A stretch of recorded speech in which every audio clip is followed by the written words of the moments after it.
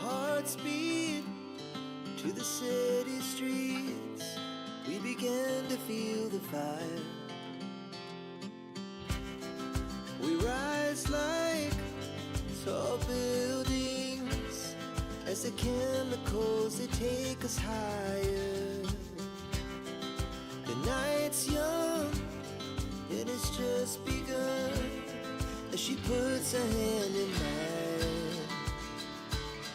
We wanna chase the night, wanna dance to the light, pull the stars from the sky, just two hearts running wild. Never sleep, never stop, as we shout from the top. We're gonna be two hearts running wild.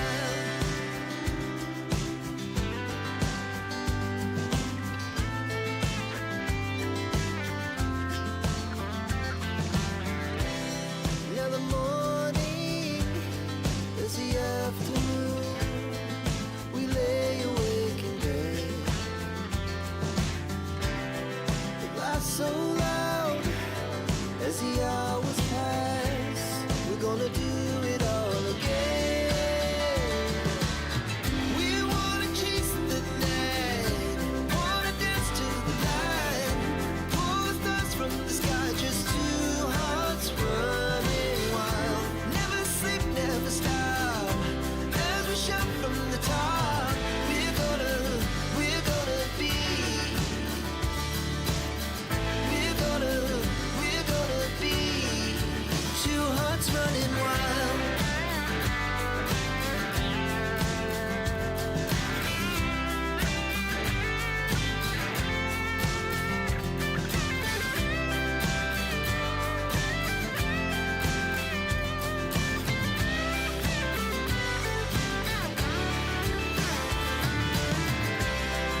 The moonlight, summer sky, it was the best we ever had. And we'll stay on forever. We'll never have regrets. We wanna chase the night, wanna dance to the light, pull the stars from the sky, just two hearts running wild. Never sleep, never stop, as we shout from the top. We're gonna be two hearts running wild. We're gonna be, we're gonna be two hearts running wild.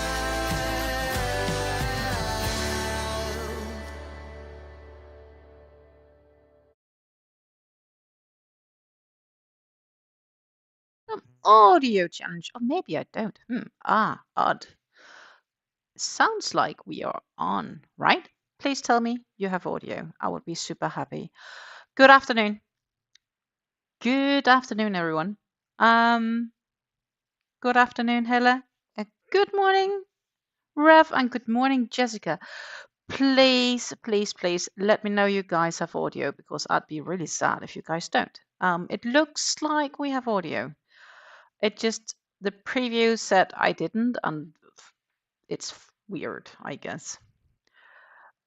So hopefully you guys have audio while I get everything else set up and ready to run. What did I also want to do? I'm finding the pattern. So I wanted to make a Binx the Bat. We talked about a Binx a couple of times the past week. Jessica says she has audio. Oh, great, sweet. So I haven't really done anything, except I did find my stuffing a little bit. Hope there is enough. I have a little bag here where I have some yarn in, including my what is it called? Ice, safety ice. You know, the ones we packed out Monday.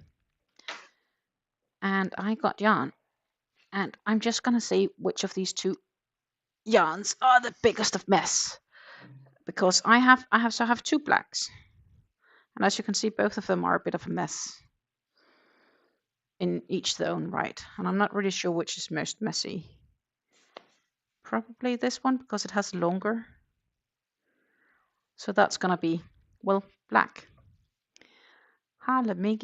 So we're going to do black, of course.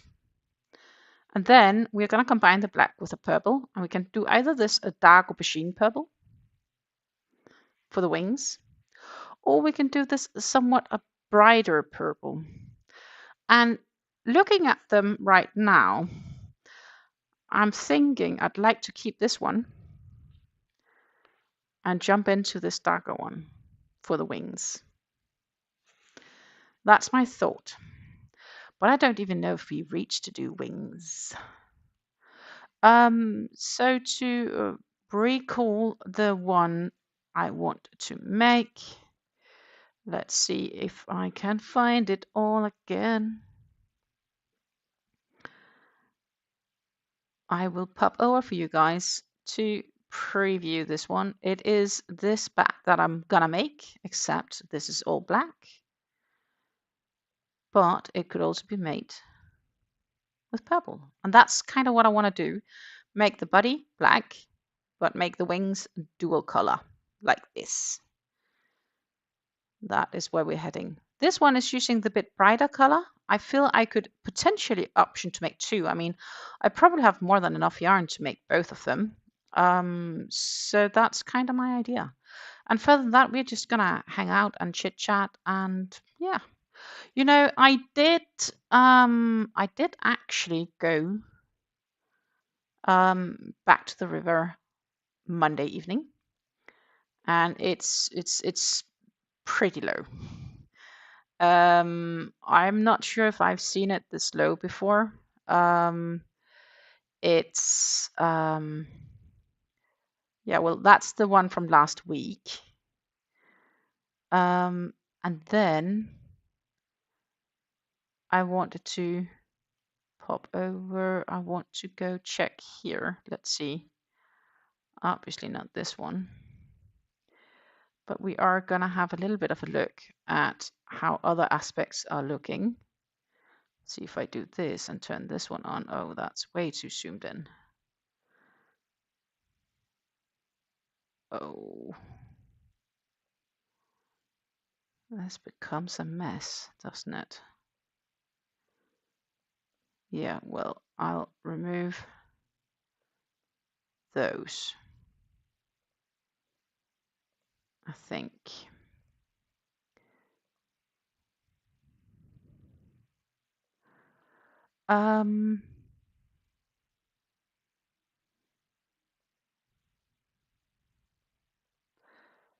We'll just basically, I'm just gonna throw them in. Let's see. No, because that's the wrong one I'm moving around. Ugh.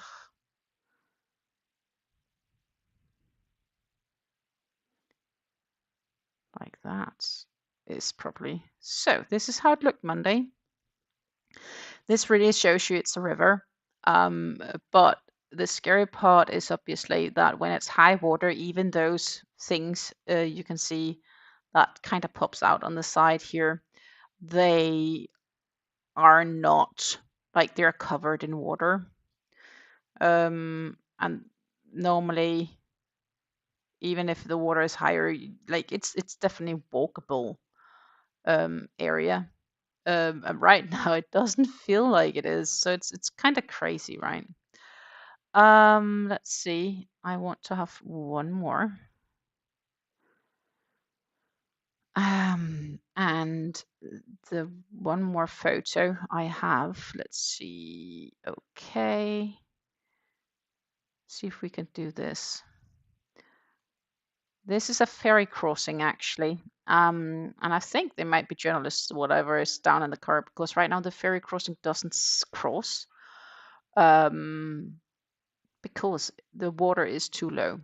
If you can see on the other side of the river, there are 3 ramps, and those 3 ramps are used depending on how high/low the water is for the cars to drive over on this tiny, tiny small ferry. And as you can see, even the lowest, now that bank part is below water. so it's too low for the ferry to actually lay on there. It's just crazy. Like the ferry isn't sailing, it's just so low water. And it's still dry. It should maybe rain this weekend, and I really, really hope that indeed we will have some rain. But yeah, so we are gonna do Amis today. That was actually my idea, and I think we're gonna do purple. And main reason for that, actually, if I just look at the skeins, I'm like, that's the most messy skeins, and I want to get them done. Don't even think I'll use that much, but we'll see. I found stitch markers, and then I need to find crochet hook, and I probably need like 4.5mm for this. It's a good guesstimate. If I don't remember wrong, that's what I used last time. And also it says 4.5 actually on this. What does this one say? Just for funsies. They're different brands. So this is from Veilwyn, but it's just an acrylic they throw on their own label.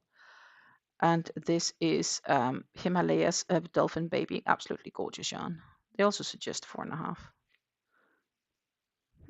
I'm surprised. We'll see. So that's my idea. We are gonna make Binx the Bat. And I found the pattern. It says 5mm in Honey Bunny, but Honey Bunny is like this, and this recommends 4.5, and I think I'll just stick to the 4.5. I don't think that's going to be the issue. Yarn needle, got that. 2 18mm eyes and stuffing. That's what I also got, so that's yippee-dippee-day. We need to be able to chain, do stitches and single crochets, and decrease single crochets, increase and decreases. So it's all single crochets, but a surprise. It's going to be about 5.5 inches tall when we are done. So 15.5 centimeters. That would be, this would be the size of it approximately. And width would be looking at this. We'll see. We'll see how far we get. Info and tips. Other than the wings, the pattern is crocheted in continuous rounds. You will not need to join every round. That's kind of nice. In this pattern, I begin each circle with the chain 2 method. Another way is to start with a magic circle. If you're more familiar with this method, do a chain 8 or whatever number is specified into your magic circle. I'm happy with the chain 2 method because magic circles tends to break. Single crochet, a decrease stitch explanation. Insert the hook into the next stitch and yarn over. Pull up a loop so that there are now 2 loops on the hook. Insert the hook in the next stitch, yarn over, pull a loop up. So there are now 3 loops, yarn over. Yeah, we know how to do that, right? She actually has this designer, Teresa's Crochet Shop. She also has a YouTube channel where she also explained how to sew the nose on the plush bat and do the wings and stuff like that. So there are help to get. I hope this pattern doesn't drive me batty. I would be absolutely sad. And if it does, we have the Veilwyn Shawl just next to me. I can do shawls. But I feel this pattern has been calling for me. Not the pattern, but the project. It's been calling for me for a long time. At least 2 years I've had the pattern. And I've still not done anything with it. That, my friends, is a bit of a sad thing, actually. I wonder if you can actually see how long you had it. Let's see if I can do that just by locking in on my hobby. Let's see. I don't know. If that's the case, we'll find out. Go to my account, my orders. I guess no, because it's a plus pattern, technically speaking. How long did I have the bats in my pattern pile? A long time, by the looks of it. Oh my goodness.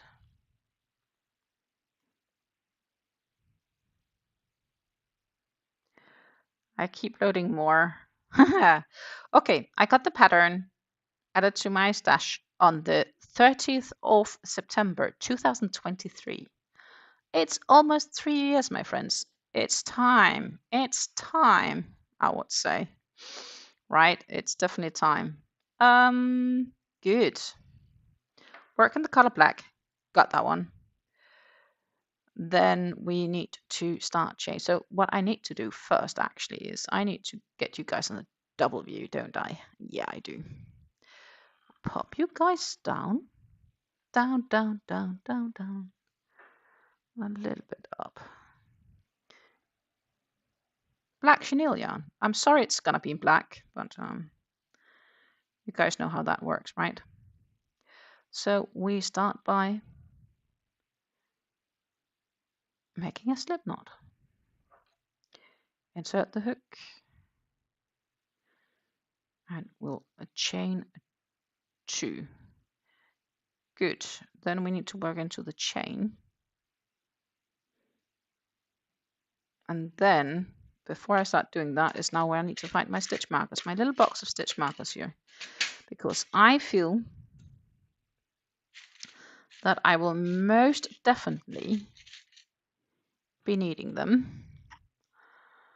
Because I mean, already just here, chain 2 and then 8 single crochets in this gap, right? So I do my first single crochet, but the problem is with this yarn, your stitches instantly disappear. So that is why stitch markers is a must if you work amigurumi. 1, 2, 3, 4, 5, 6, 7, 8. I have a feeling I am gonna regret this color choice. Because it's, I don't know if you can see it, but I mean, oh my goodness gracious. I feel after the first round, I mean, it's not easy, right? It's not easy. So let's hope that this is gonna go smooth sailing. It's nutsy nuts. Okay, so we need to increase each stitch in the following row. I'm back to crocheting, making a corner to corner granny in the Premier Puzzle Sudoku. I have 8 skeins, so 4 up, 4 down should make a decent sized throw. Good luck, and do not crochet too quickly. I would hate for you to get back injured, right? So hey. So this is the first stitch where we then need to work into, which means that my next stitch would be this one.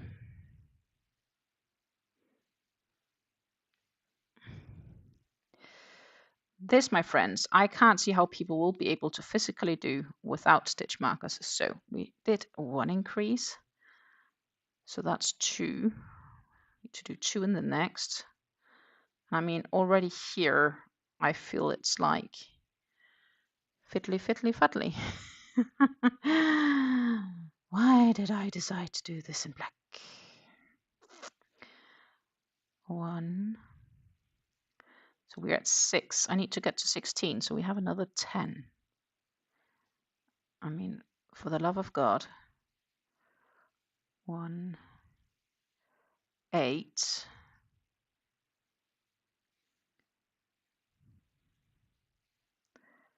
10.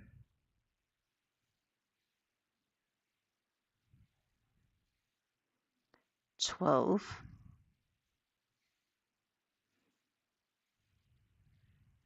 14.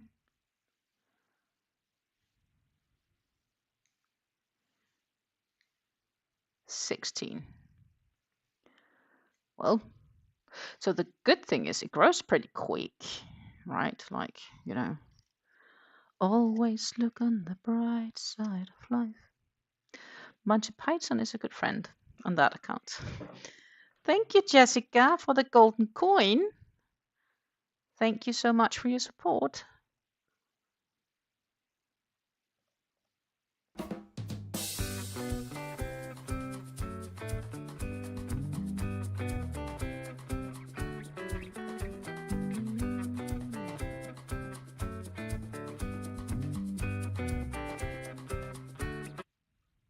Thank you, thank you, thank you.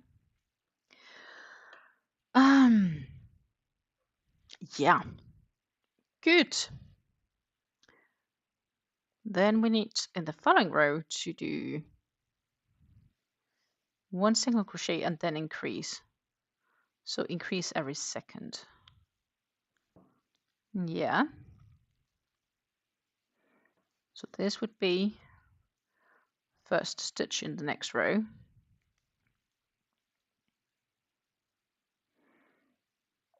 And then we need to increase. 1, 2, 1, 1, 2, stitch, increase,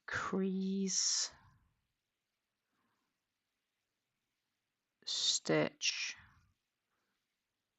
increase, stitch, and then we'll increase,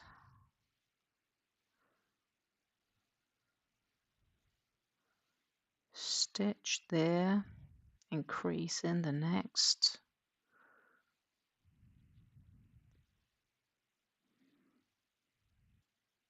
another stitch, 1, there should be 3 left if I'm doing this correct. That is 3 stitches. Meanwhile, there are arguments as to how the new European laws can be understood. Some of them say that we, as a small business, will not be reliable for it.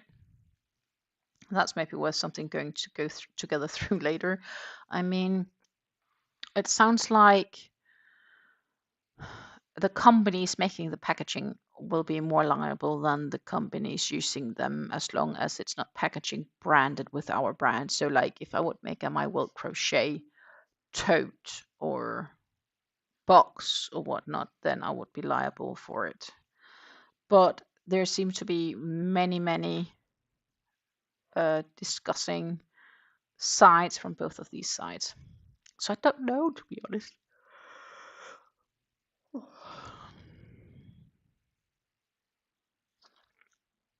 Okay, the next row we need to do 3 single crochets and then increase. So we only increase by 6 in the following row. So we're starting to like shape this head a bit. So we'll start by, first of all, and I really need to keep track of where this row begins because, oh my goodness, it's not making it easy for me, this black yarn. So 1, 2, and 3, and then they want me to increase.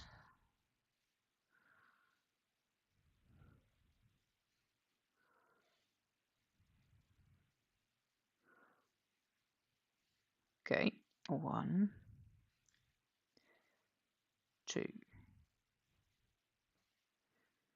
3, and we increase again. So Amigurumi is definitely not something that I would normally make. I think once in a while it's okay to make them, but it is definitely not where my biggest passion is. 1, 2, 3, and we gotta increase.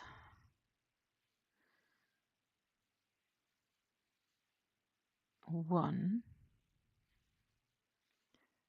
2, 3. Did I actually increase there? Oh, it's gonna be a fucking nightmare, isn't it? I think I did. Didn't I? Yeah, I did. I hope. Can I attempt to count stitches when we are gone around, I guess? We can easily, should have 5. Well, we are about to increase, so we should have something with that's 5 plus 3. 1, 2, 3, 4, 5, 6, 7, 8, 9, 10, 11, 12, 13, 14, 15, 16, 17, 18. That's 5 plus 3. Okay, we did increase. Jesus.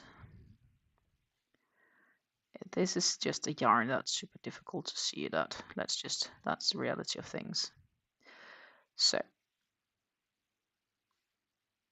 1. That was the same, I think. 2.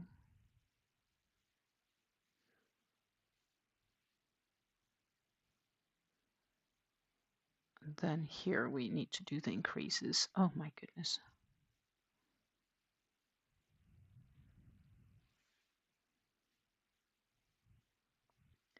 Then 1, 2, 3, then another increase.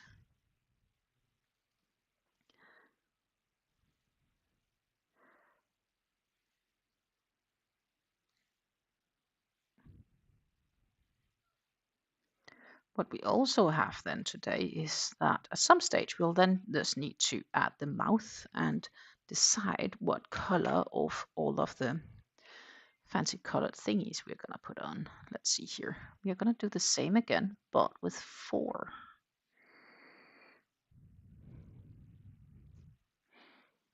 And then we're going to count rows.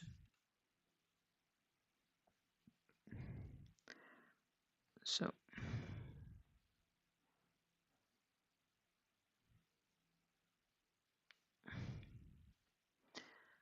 1, 2, 3, 4. Then we increase.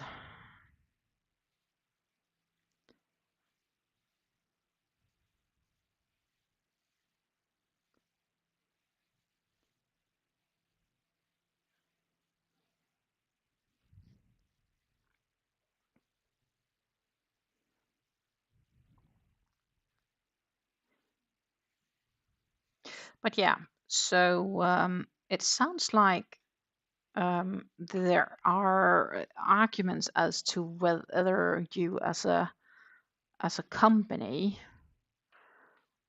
small creator, is not reliable for the packaging.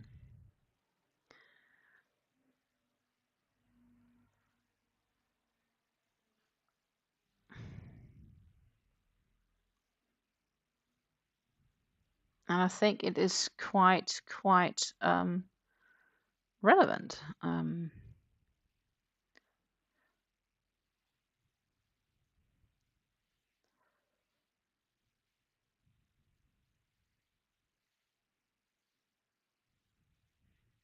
Because the communities is now seeming to kind of split as to which of the two is correct of the information. If what are the misinformation?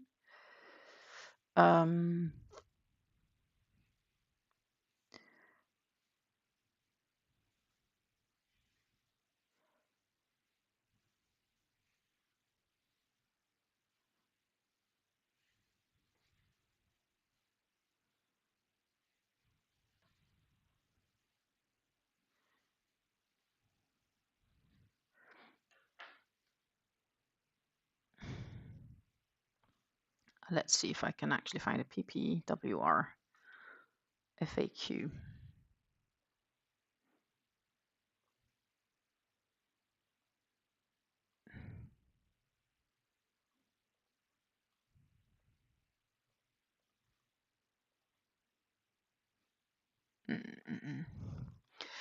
Sweeping changes with unclear boundaries and murky loopholes sounds like bureaucracy to me. It is 100% bureaucracy.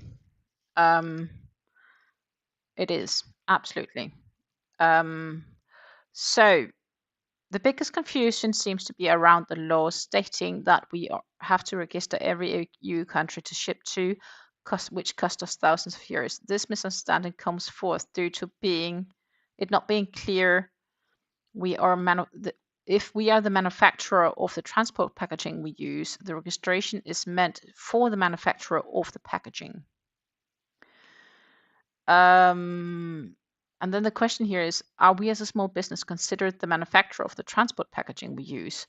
According to the FAQ, they said we are not the manufacturer in most cases. If your small business is buying your shipping boxes at a company in the same member state as where you're located, as long as they are not custom-made shipping packages. So that makes absolutely logic sense. And so I am right now on the European Union FAQ website. Let's see if I can pop over just for funsies before we continue this bit. Here is this vastly European Commission directory. And what's for us interesting is, of course, not the scale.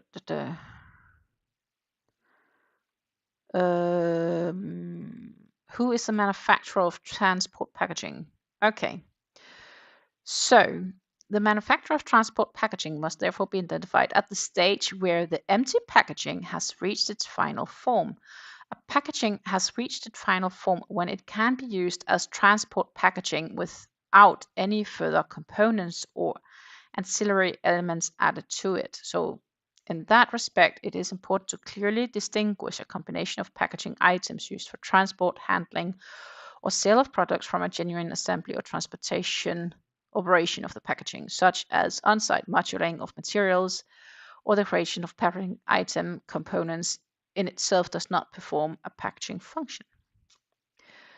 But the use of multiple packaging items, tape, wrap boxes, pellets, etc., does not mean that each item is not already in its final form. Indeed, there can be. So,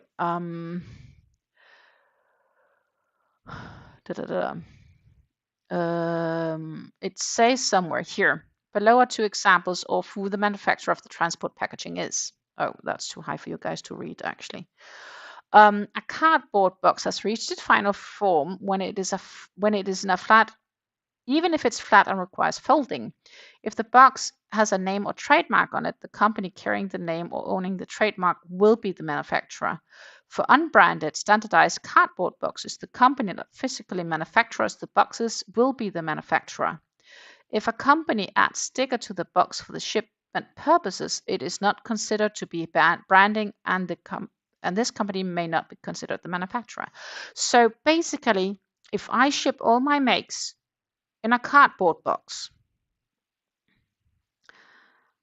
according to this, I am not the manufacturer. Right? Because it's not considered branding. Well, I'm not, according to this, manufacturer of the actual waste product, so to say. And then we go back to who is responsible for EPR obligations. This is for farmers, so that's not relevant. Who is the producer of transport packaging? The producer of transport packaging must be identified when it's empty. See further explanation above. So, must be identified when it's empty. So in other words, we're talking about who's the producer of the cardboard box that I have. Like, I'm not the manufacturer of it. So another case here is this. The following provides some typical examples of who's the producer of the package mentioning is. Company A is the manufacturer of an unbranded standardized cardboard box that sells them to Company B located in the same member state. So for example, Company A is in the Netherlands, I'm in the Netherlands, I purchase the cardboard box from the company in the Netherlands. It will typically be the producer. This also is the case when cardboard boxes are sold flat and require folding.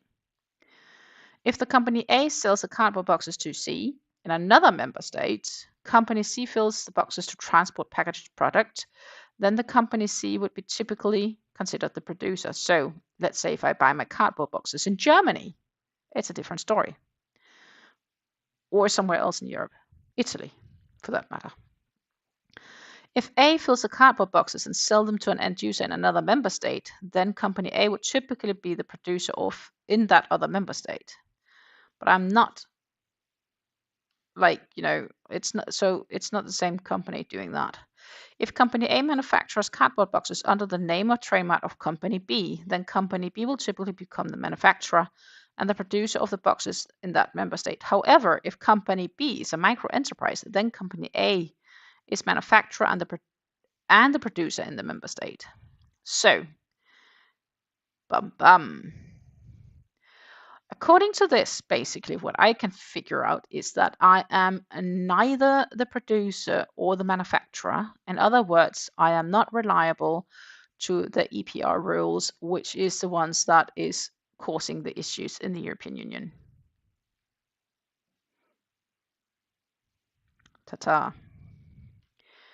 Because company A manufactures the cardboard boxes and sells to company B in the same member state, which would be me, for example.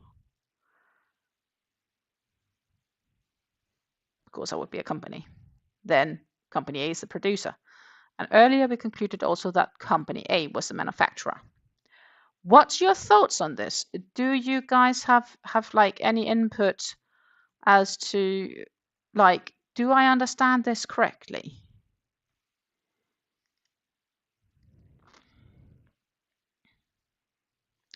And Amazon is going to find every loophole and not pay a single euro. Yeah, well, that's kind of what the big companies do, right? Same goes for Temu and whatnot. So, but this sounds like I just need to make sure I buy my packaging local in the Netherlands. There are plenty of companies in the Netherlands, so that's not an issue. 1, 2, 3, 4, and then 1. So yeah, from what I gather, I'm good as long as I buy my packaging materials in the Netherlands, which according to the European Union, I probably would have to regardless, right? 1,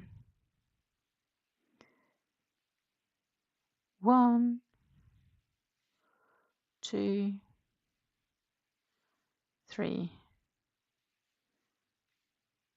4, and then we increase.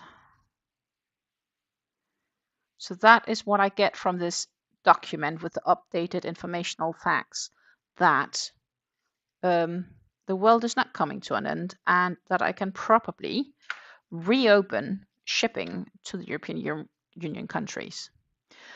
That said, the amount of sales I'm likely going to have within the European Union countries is probably just maybe 1 or 2 items a year at the current state. So it's not like it's going to make a big difference, but from what I understand, I am not reliable, if I read that correct. So the net end of this law is to raise consumer prices and make all small businesses have more hassles than you working as intended. Probably. I mean, all of us are like, yeah, everybody seems to be in a bit of a chaos.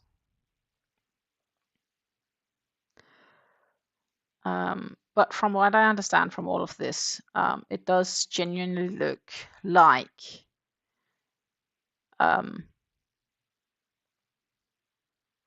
that this is the issue. at hand. Okay.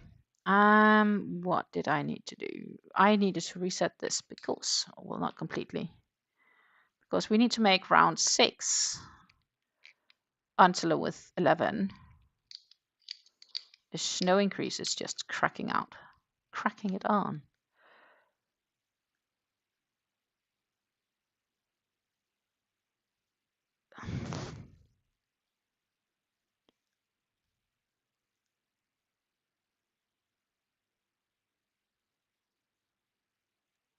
Huh. Mm.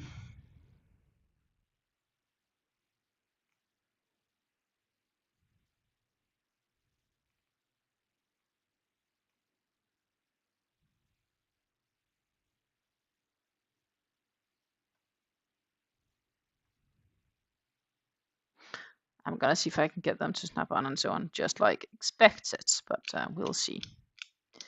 Good. I need to crack on another 6 rows.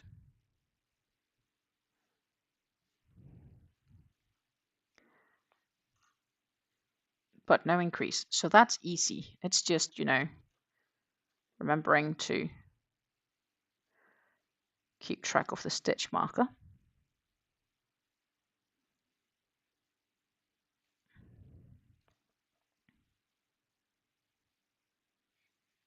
That's it.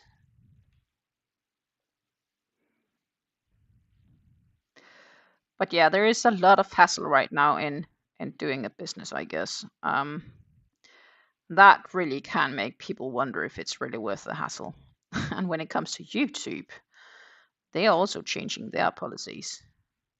I mean, the whole world is going crazy. So if you do have a YouTube channel, but you're not yet monetized, you need to get your ass rolling if you want to get monetized on the easier terms, because from February 2027, they just increased the requirements for the watch hours to be the double amount.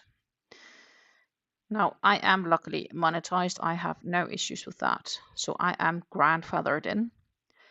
But oh my goodness, I am really happy that I am not just starting a channel today, and I am going to try to go for that, because I am genuinely not sure if I would make it. And, the requirements for shorts and how to earn from shorts will also change at that time, which means that either you need a crap ton of shorts that's all quite popular and will get watched a lot, or you won't earn from it. Or you just need to stop focusing on shorts altogether, because that effort is not going to make you money. I guess that's the short version of it. I mean, 10 million per 90 days is something that I'm not at. Okay, I haven't gotten and made that many short videos because, honestly speaking, I guess it requires too much thinking to make. I don't know. I have ideas for them, but generally I haven't made them. I've made some, but not many over the time. And over the last 90 days, and mind you, I have not posted a single short in that period, but over the last 90 days, I have made a whooping 473 watches. So that's counting towards this, right? And I would need 10 million. So I'm only 9,999,526 views short. 3-month period. Oh my freaking, let's just be realistic for a minute. That, my friends, is not happening.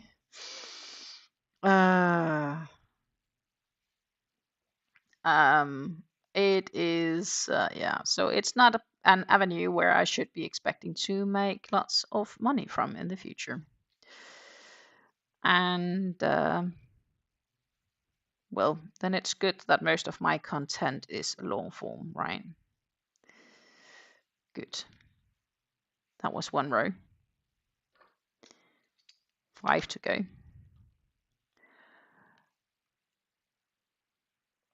We could talk funsies.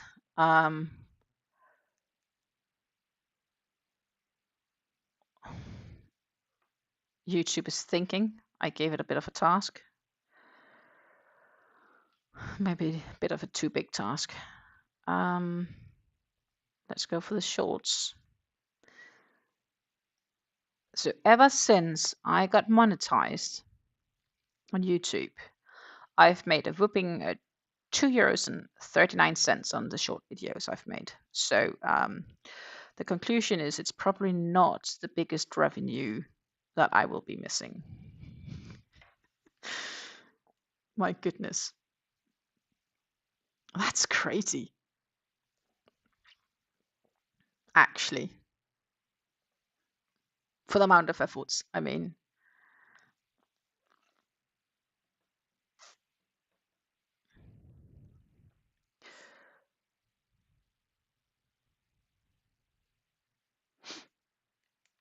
As I said, it's probably not it's not what's upsetting me most. It's more like it's sad because, you know, it is the easy way sometimes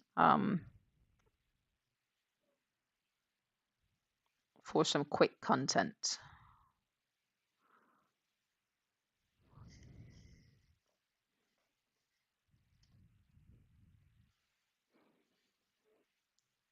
It seems to be rather popular in the amigurumi world to make real life sized amigurumis of something. I am not even going to try because I wouldn't know where to put it.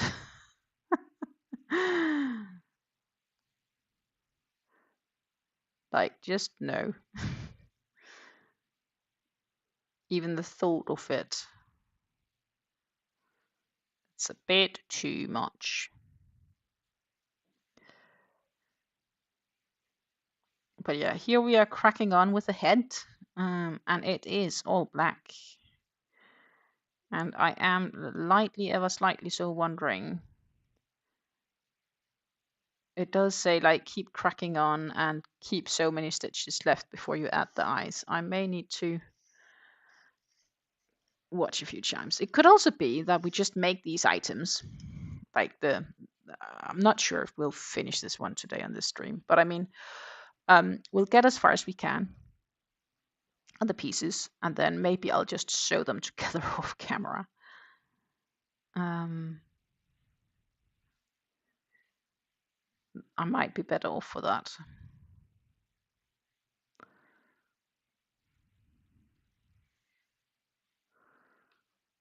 Yeah, I'm making a life-sized bat. Hoo-hoo.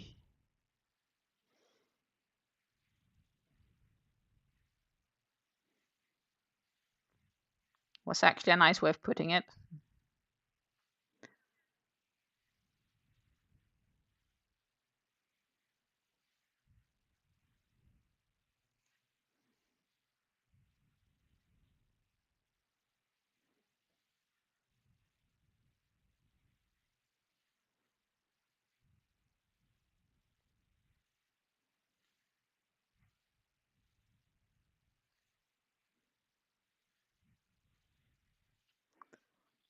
What I do like about this, it does become very nice and softy, huh? So there are some benefits to this yarn. And I mean, it's 120 meters. So the yarn I'm using here, it's just the chenille from Vollethausen, but it's basically like a honey bunny or like baby snuggle or like the Himalayas dolphin baby. It's just they're all the same. They're all 100 grams to 120 meters, which is 3.5 ounces to about 131 yards. Classified as a chunky. And As I said, I have a few skeins here and there.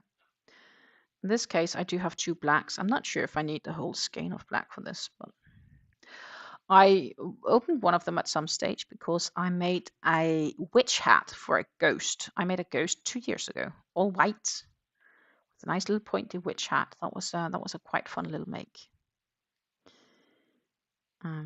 Okay, so I've done 2.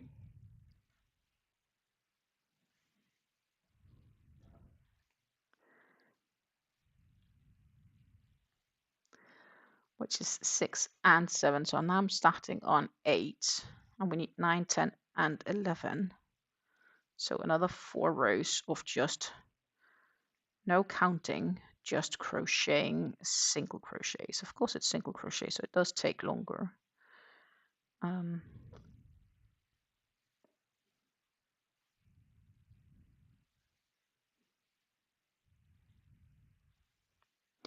I can't find out if it's early for the Halloween, or if one says, hey, it's almost Halloween.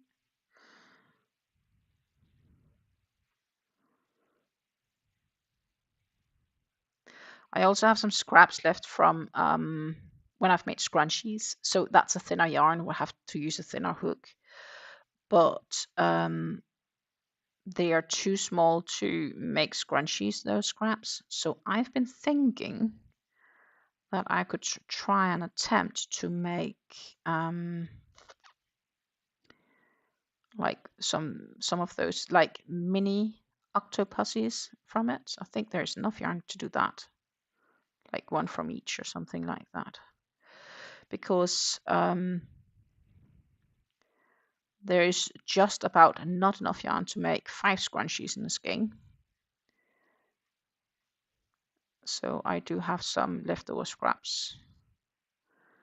And at some stage, I was thinking that, oh my goodness, then I could use those and I could just, make, I could knit hats or something from it. But we tried to knit hats about a bit more than a month ago with it, and we all know how that went. That yarn is definitely not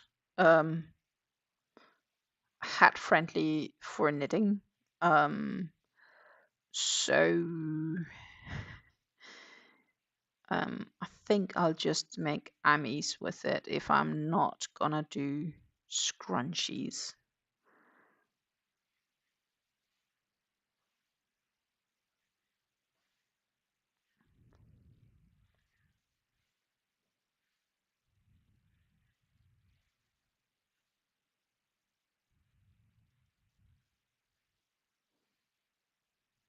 And I'm not gonna attempt the scrap wool scrunchies. Could make mystery scrunchies of them, but I mean, trying to gamble if there's enough yarn to do something, I'd rather just make a mini octopusy or something like that from it.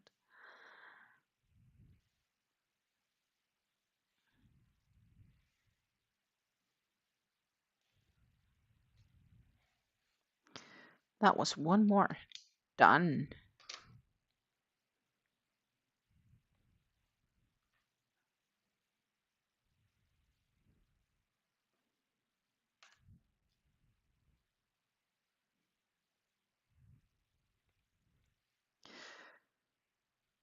Anyone else working on something exciting today?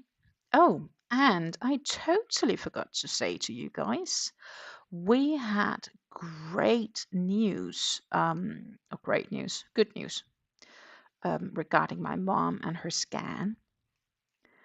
The lymph node has not changed since the last scan in March, which means that it's positive. Well, of course, it would be even better if there was no sign of nothing. But the fact it hasn't changed means likely that the lymphoma is in a sort of sleeping state. Dormant would probably be the right word here. So it's probably still there, but it's dormant, which is positive, I think, for what it is. So she will have to see the doctor in 3 months' time, and then in 6 months' time, she will have a new scan. So they are still following her, and they are very much aware of the issue. But it is not something that can be treated for obvious reasons because it's not changing. And the problem is the lymph node where they are concerned, it's located so close to the breathing pipe, the air pipe, that they cannot take a sample to test if it is and what type of lymphoma it is, and therefore it's as such for now untreatable. Hey, good morning, Lisa. And yes, that's great news. I am super happy. And welcome to Stine Does Amigurumi.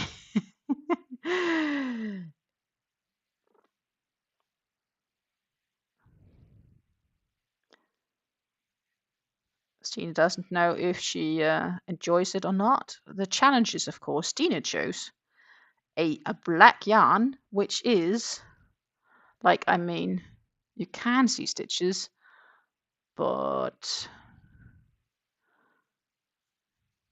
this is what I'm working with. It is difficult to see, my friends.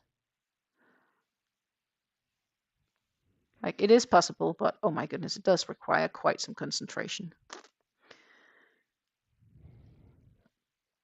Black yarn. And we're gonna make pepper wings.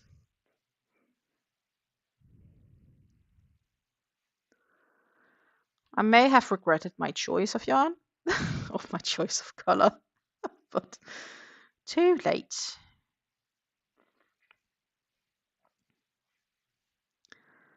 This is what it's going to be.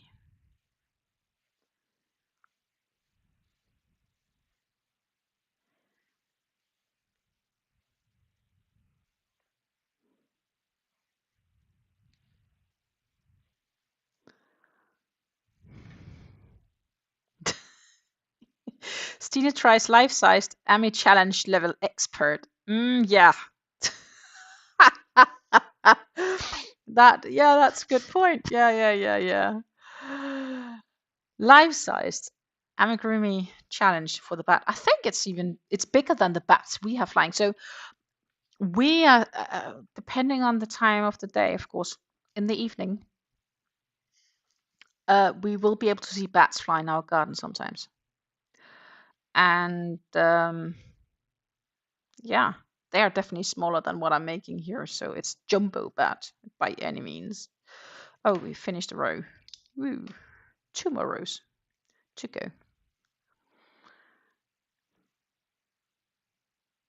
And you couldn't leave the gnome. I thought you had another project you needed to finish first. No? Of the leftover sock yarns. Oh, so he gets to be a colorful gnome. 1, 2, 3. So, of course, the good thing with this row is the fact that, or these rows, it's just cracking on stitch by stitch. So it's not high effort. That's good.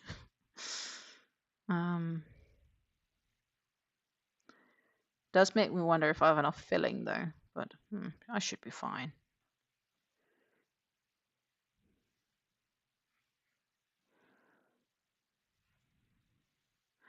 I shouldn't be making him, but I couldn't help myself. Oh, Lisa. Gnomes is a bit too early, I mean, right? I have Lego upstairs. Lego. Yes, I know Lego. And I am gonna make Lego for Christmas. Like, for my Christmas decorations are Lego officially. And I am gonna build them in November, like somewhere halfway through November towards December. I'll be building Legos for a few hours in a weekend or something like that, because I mean, it's my Christmas decorations. And then at the end of Christmas, I can tear it all apart, put it back into the box, and then next year at Christmas, I can repeat the process. I may be a bit crazy on that account. But I think it's a great idea. Let's see. Don't I have a photo of it?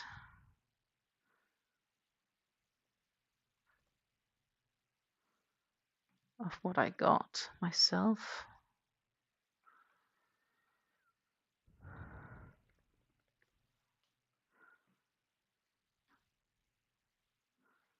This is definitely not Christmas.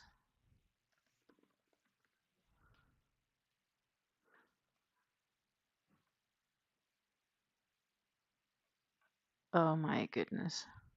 That's cool too.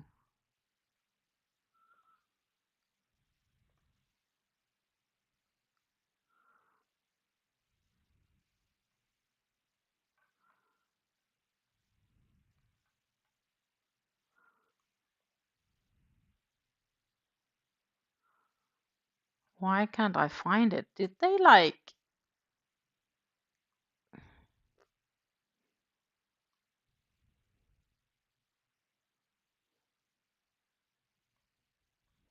Did they remove it? I can't believe it. No.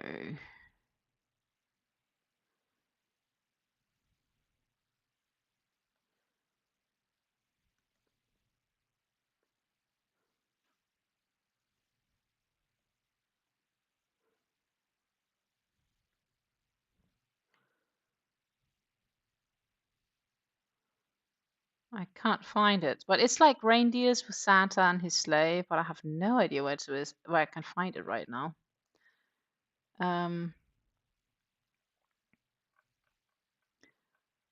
But what I also got, let me pop over for you guys to see. I got this one. Look, my Christmas decoration. It's gonna be in Lego. Because often we're just not home that much, so I would hate for things to kind of break. I wonder if there's real light in it, but I don't think there is. So I got the Christmas decoration here for that, but I can't for the life of me right now find the Santa sled. Kerstman, misschien? Because I am on the Dutch one, of course, so I'm trying to, and it's not the Christmas guy, but it's more like, it's not the big one, but it's like the small sled here behind. Like this bit. It's a separate package. Here we are. Like this bit, but not all the Santa thingies, but just like a small sleigh. But I don't know where it is. It should be there somewhere. Anyhow, on that as well. So that's my Christmas decoration this year. And I am like a little child looking forward to make Christmas decorations. So I put these Lego pieces on my wish list for my birthday. So I got them as a birthday present, and I brought them with me home this summer, because I'm like, yeah, I first need them in the autumn in any case, so like they can stand here for that time being. And now they are here, and well, I will be making and playing with Lego in November for my Christmas decoration. I mean, I think that could be a nice little Christmas tradition to build them up every year at Christmas.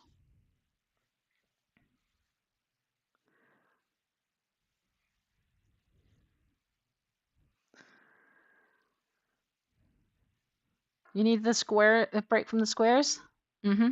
I understand. Do you know someone? Do you or someone you know have irresistible urges to knit a gnome? Organization can help you. Just dial 1-800 at gnome and speak with our trained counselors today.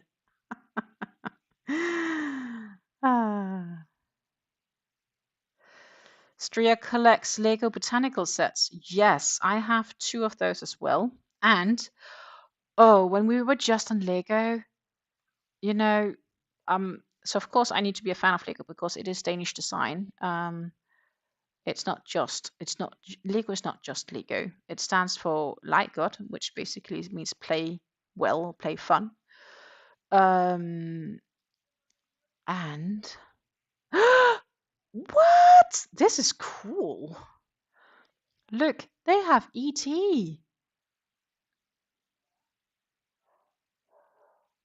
Oh, that's cool. That's pretty cool, actually.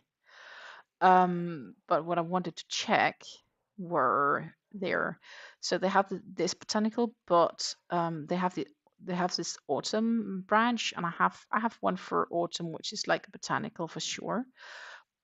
Because I also, oh, the hibiscus is cool. I have the orchid behind me is a Lego piece.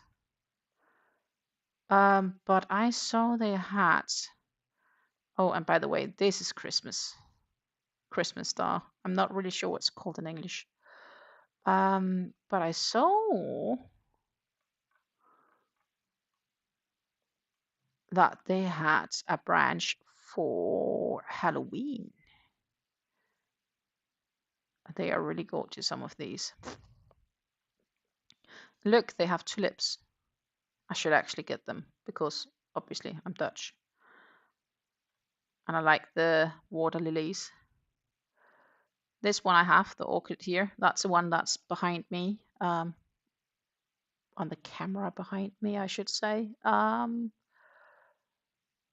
Let's see if I pop up here and do this one and do this, then look, it's right there, the botanical, ooh, there, the botanical Lego plant. But they also had a wreath for Halloween, which I thought was awesomely cool. I'm just trying to find it again. No, it's not under the botanicals. Halloween. Let's see if it pops up if I just search Halloween. Oh, we can get all sorts of fun things. E.T. Again here. Isn't this cool?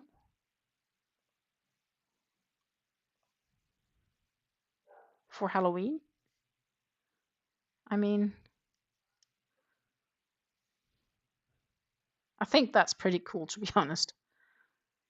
If people want to do Halloween stuff. Then you have a Halloween wreath in Lego with a bat and cobwebs and all of the shizzle. I personally think it's freaking cool. It's only 617 pieces. You only need to be 12 years old to do it. And video. Turn it around. I think it's cool, to be honest. But we don't really do Halloween stuff here in the house as such. So it's not something that I'm really like. It's not something I feel is a need for us. But the Christmas decoration, I'm like, yes, I'm gonna be a little child in November. Back playing Lego. How it's supposed to be 20 years ago.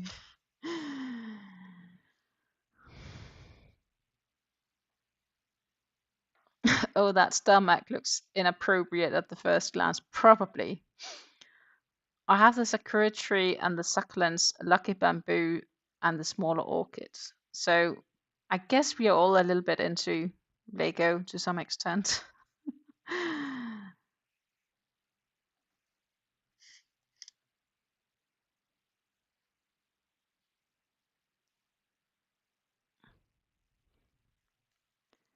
But yeah, so we are cracking on with the last round of these no decrease, because that's the thing, right? I will need to decrease soon, if we get there. Then maybe I need to check the pattern first before I enter that world.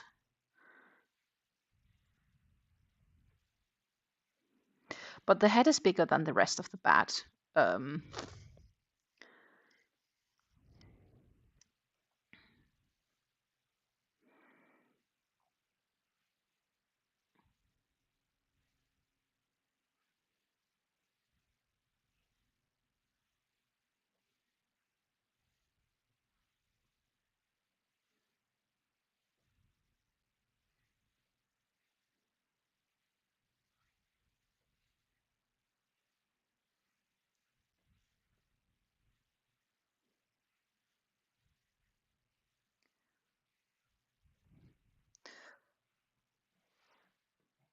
One of the favorite Lego kits you have built is the ship in a bottle. Oh, that sounds cool.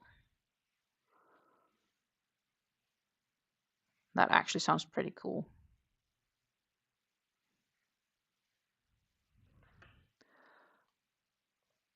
I haven't really built Lego for a long time. Well, of course, the all kit, but after that.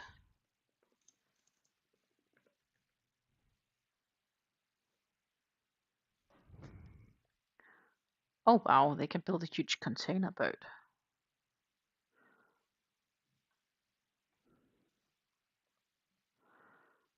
So that will be this one. Which I think, by the way, is freaking cool also. Ship in a bottle. That is pretty, yeah. That's pretty cool. I did find it. Goes quick. If I get into the mood. But it's no more sold. Product no longer in trade. That's sad. So no boat in a bottle for me. It's now a vintage piece.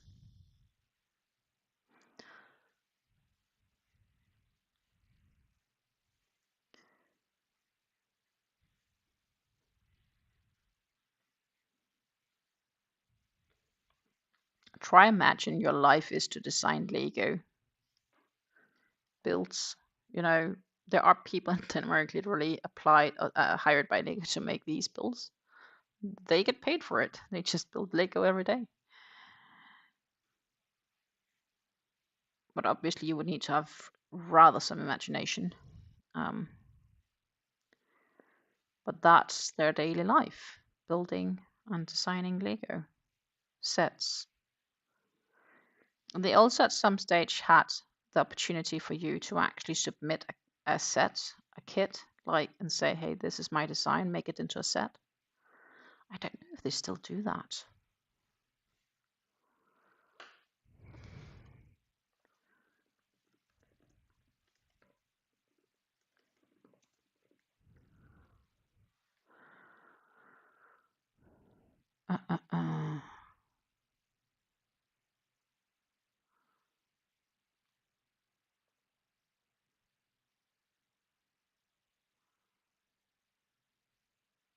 They had a period where they were like giving you the opportunity to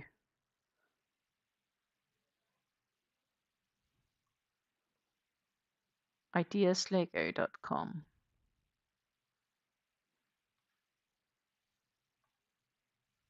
There it is. So if you enjoy building Lego and designing, this is what you should do. And basically, you can explore ideas or upload your ideas, and then that can become real sets in the stores.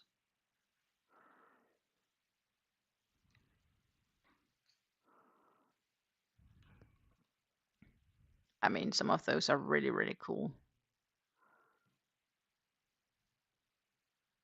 And then some of these, I think it's what's designed here. And who ended up making Gizmo.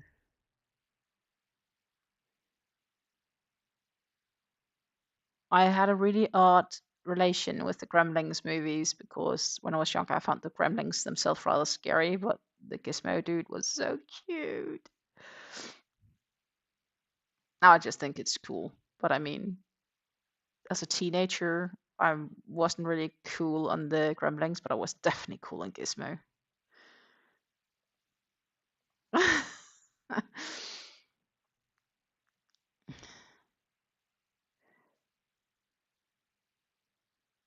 Ah, it took several attempts before I got enough support. It was in the ideas range. Ah, I gotcha. Okay, so we did 11, and then I think that was it actually for these rows. Yeah. And now I need to start to decrease, but let me just quickly read because I have, according to this, 4 rows, 4 rows left on this head. Fasten off, leaving just short yarn tail for tucking inside the head before stuffing the head. Insert 20 millimeters eyes between row 11 and third of the head with 5 stitches between. After double checking, blah blah blah. Use snap tool, blah blah blah. Nose. It sounds like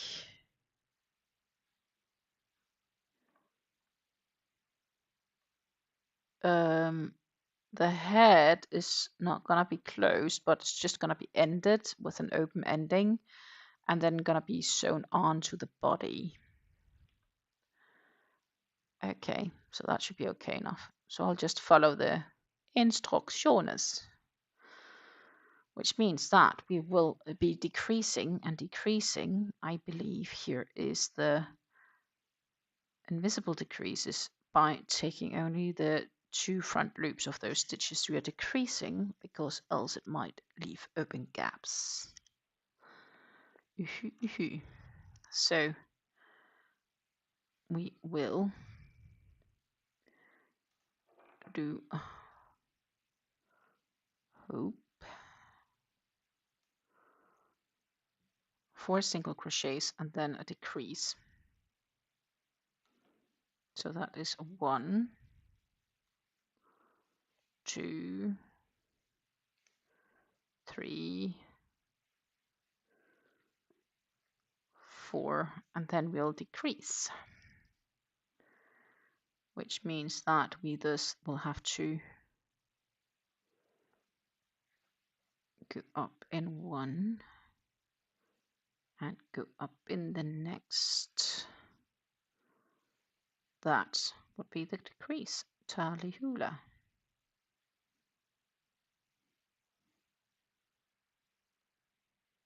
Yeah. 1. That's just me trying to keep track of my stitches. 2, 3, 4, and then we need to decrease again.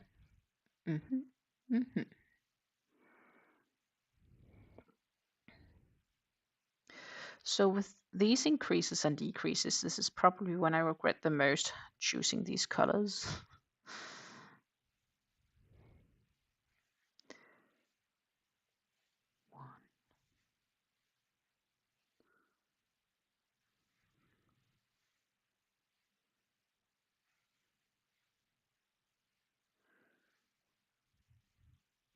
But I should be fine. I am an experienced crocheter. I should be able to handle this without issues.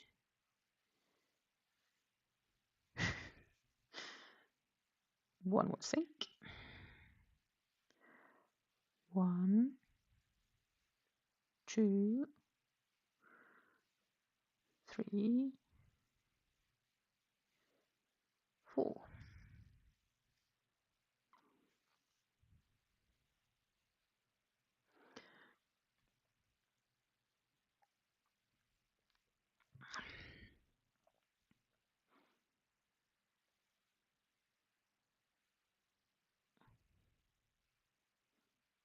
Yep. We are decreasing again. So when we're all the way around, we should have 30 stitches left on this row.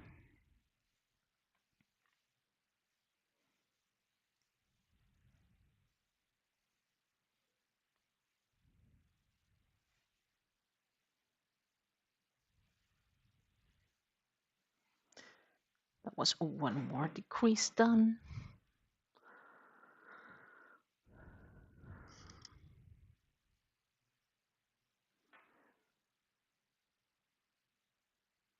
I feel your pain. I made my gnome's hat from black yarn. Rev says it's just black yarn. Michael, how hard could it be? Yeah, apparently hard. I mean, who decided that black was a genius idea for yarns? I do not know. So 1, 2, 3, 4. I do have the feeling, looking at this, that we have an extra stitch. We do. No idea where that came from.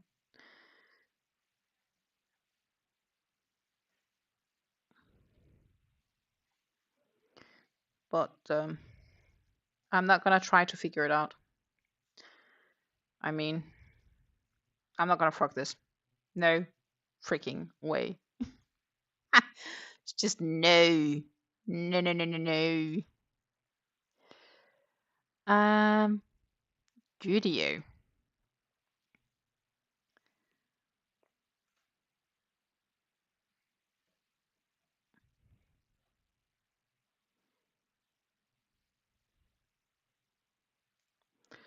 Rinse and repeat.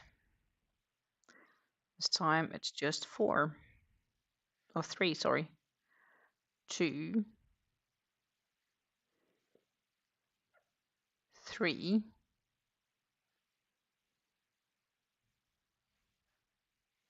Or did I forget to decrease somewhere in the other one? Maybe.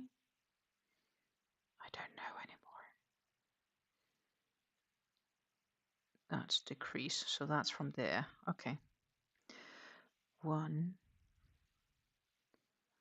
2, 3.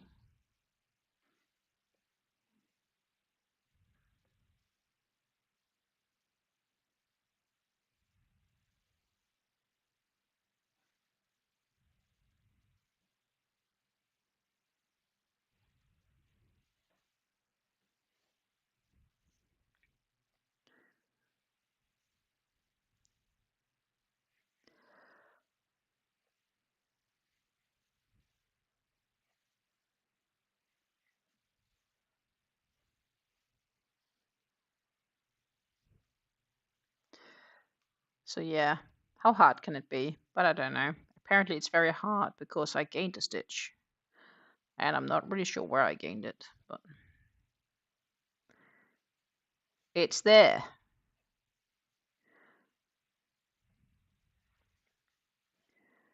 One, 2, 3.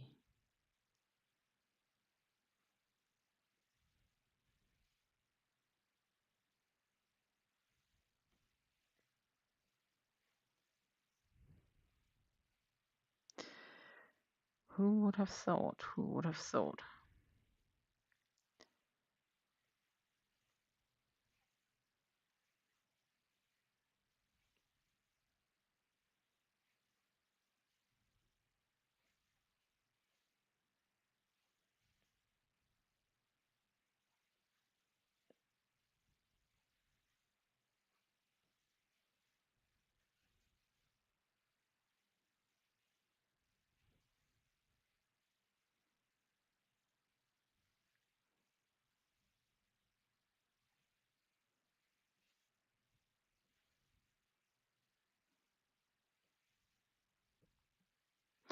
But yeah, so I still have a stitch too many, but I'm not sure where it came from.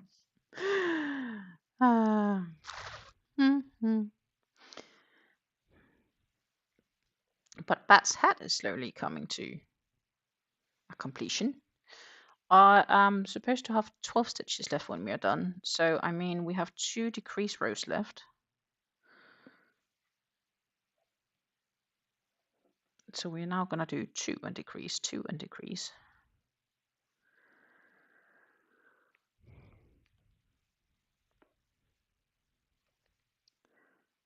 So 1, 2. But we know we have an extra stitch. It's not like it's disappeared.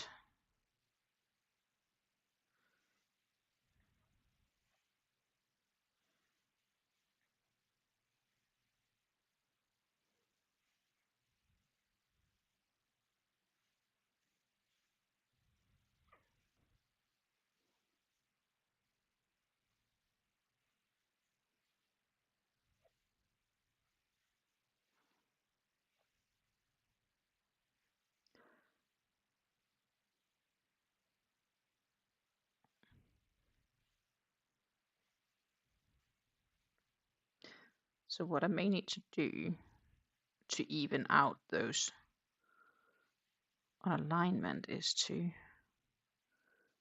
throw in an extra stitch in between the decreases and just accept we're going to have this extra. That's fine. But now we shouldn't anymore because I did make up for it by adding an extra stitch on the halfway marker.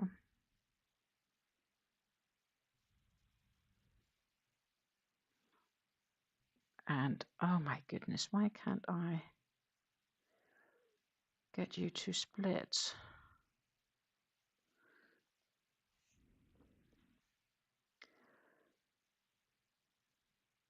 There you were.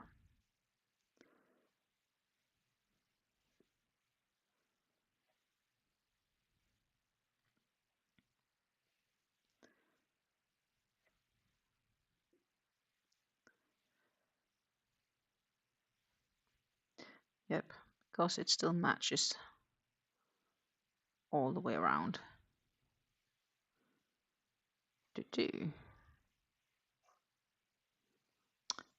We are about to head into the last row, apparently. Then we're gonna find safety eyes and all that shizzle.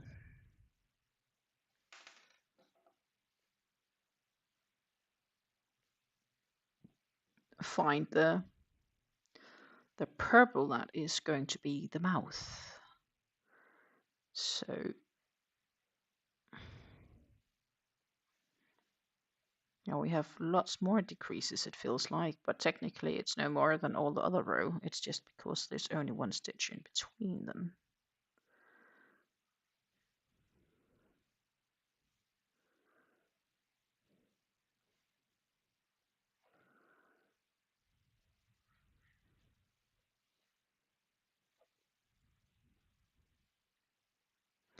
But we know we have the extra stitch, so we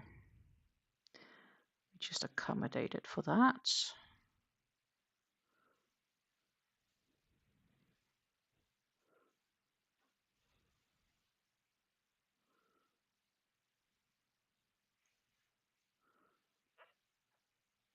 Oh, this is fiddly work.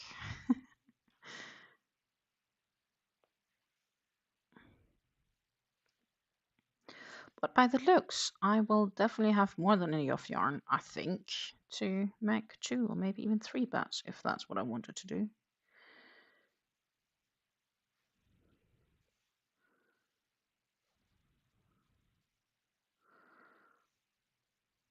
And on that note, that is definitely an undecided decision. Yet.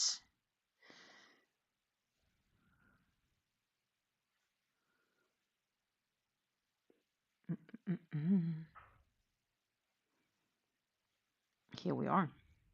That's it. That's my heady head. Fasten off, leaving just a short yarn tail for tucking inside the head. Begin stuffing the head and insert the 20mm eyes. So apparently you need to cut the yarn.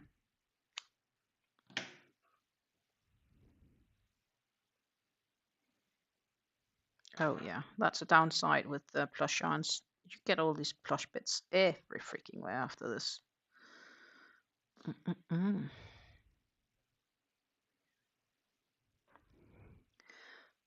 So, bat head complete. Apparently. That goes inside. Good. Begin stuffing the head. I will. We should also find the safety eyes.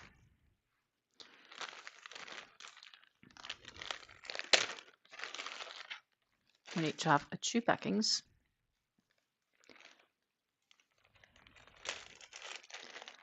I am going to be curious if I can squeeze these on, or if indeed I will need to soak them in water, in warm water. Okay, so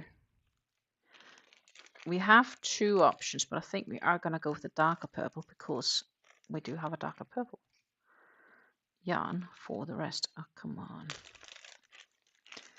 So the backings I want, obviously, are these purple ones, but I could option for the more pinky ones, or red ones maybe. But I mean, we also have these. It just didn't punch out the center yet, but I mean, that's gonna be, but we're gonna use this yarn. I mean, that's the obvious choice. But if I were using this yarn, I would probably use this, or maybe this. These are too light, but we're definitely going for those. So these can go back in. Look, center got punched out. Ta-ta. And we need the eyes.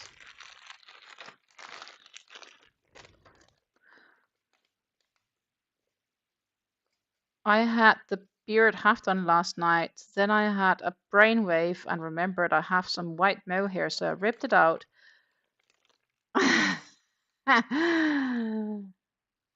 So I ripped it out and redid it holding the grey sock yarn and a white mohair double. Oh yeah, of course, that makes sense.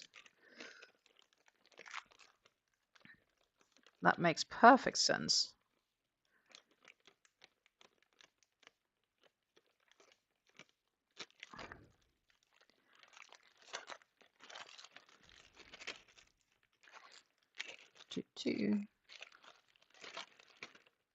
So they're back and complete.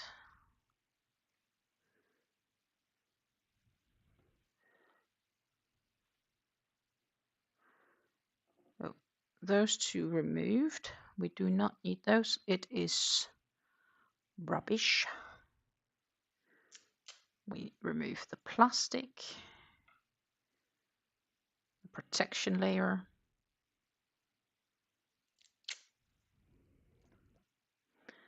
Then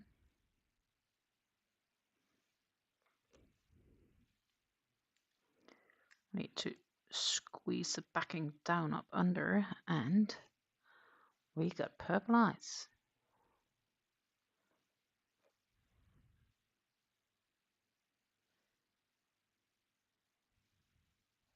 We have the challenge, of course, that my lamp up here will shine straight into it, but it's okay. Purple eyes.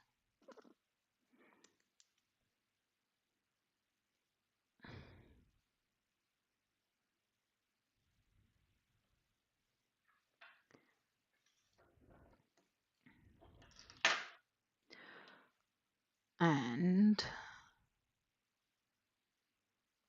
now the next challenge comes here. Between row 10 and 11 of the heads with 5 stitches between. Right.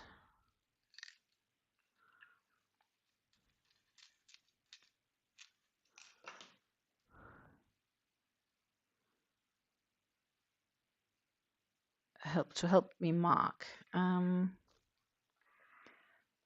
Okay.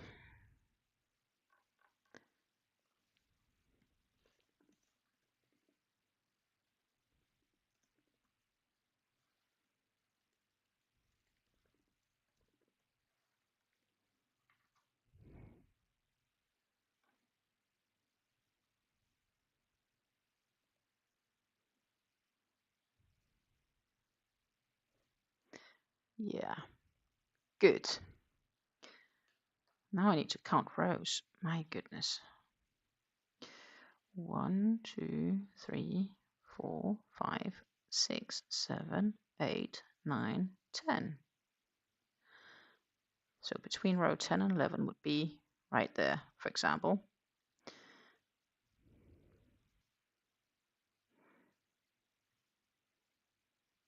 Or on this row.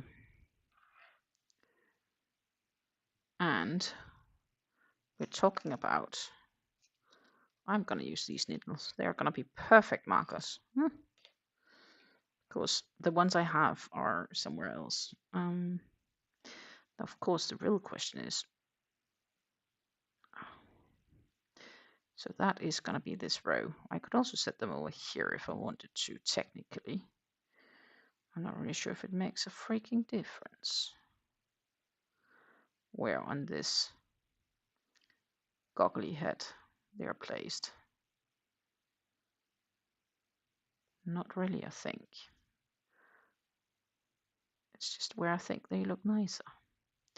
You know, I should fill the head first a bit, it says. So we'll do that, and that maybe help keep the shape of it and decide what placement where I have the nicest head. So we will fill it with some polyester filling. Normally, depending on, I could sometimes figure out do the so that did give a bit of a round head, didn't it? Yeah, it did. Look, it's not too bad. I mean, that's pretty okay. I'll count again. I have the feeling I want to be like halfway around. So 1, 2, 3, 4, 5, 6, 7, 8, 9, 10. Between row 10 and 11 is here. And then it's 5 stitches between. So I insert it and then make 5 stitches between. So right here, we need to push you through. Oh, goodness.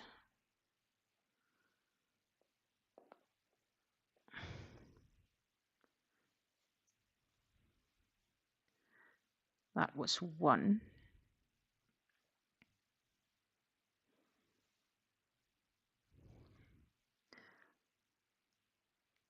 And that's then the real question.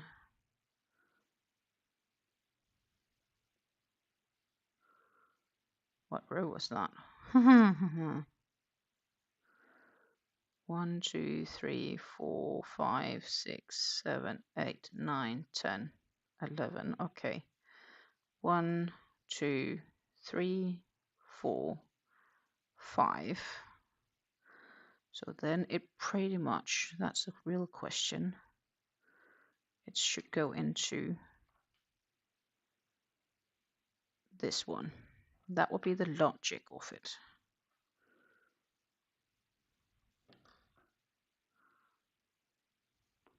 Ooh.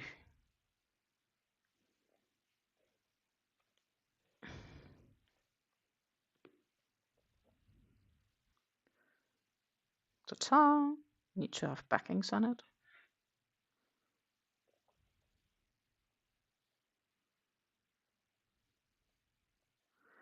Once backings are on, it will not be removable again. Of course, the backings will suck and dies.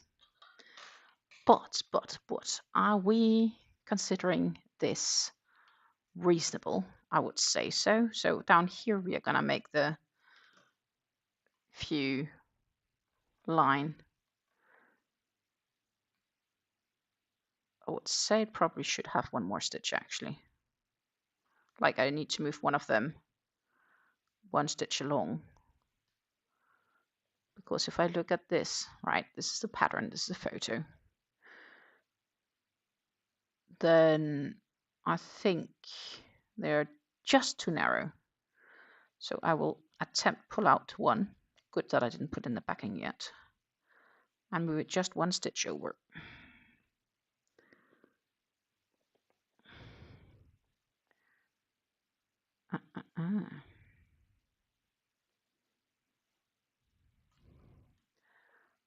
Then this is how they're looking now. Gives a little bit more space for the mouth, and they will be tucked in, right? Like, so you need to think it a bit more like that. So yeah, I think that was better. With like 1, 2, 3, 4, 5. Yeah, it did take an extra stitch to cover. They are wider. Okay, we are good. So now the challenge is, can we actually get these backings on without a tool? I hope. Bingo. Success. I have strong fingers, my friends. I had not thought I would be able to do this.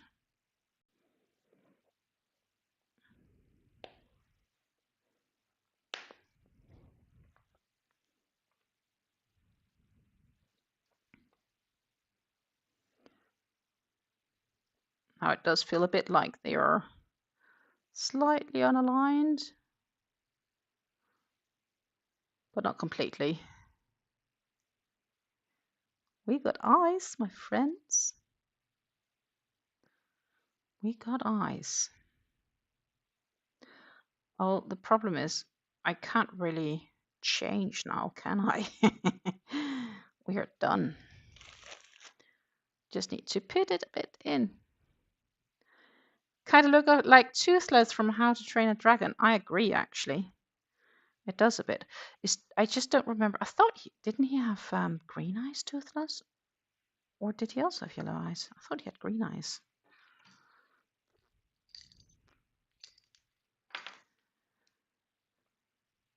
I think Toothless. Yeah, he has green eyes. I do think I do have green backings, so I could have made it a green bat. I just don't have any. Oh, that's a lie. I do have green, but it's more like an army green. I don't have like a bright solid green, which could have been like, that would have been cool as well. Though green is probably not the most Halloweeny color, or maybe it is. I don't know. Could we find a decent green that would work with this?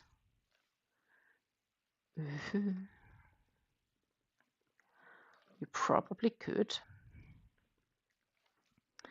Now I'm of course curious because that's what I'm supposed to be. Oh, yarns.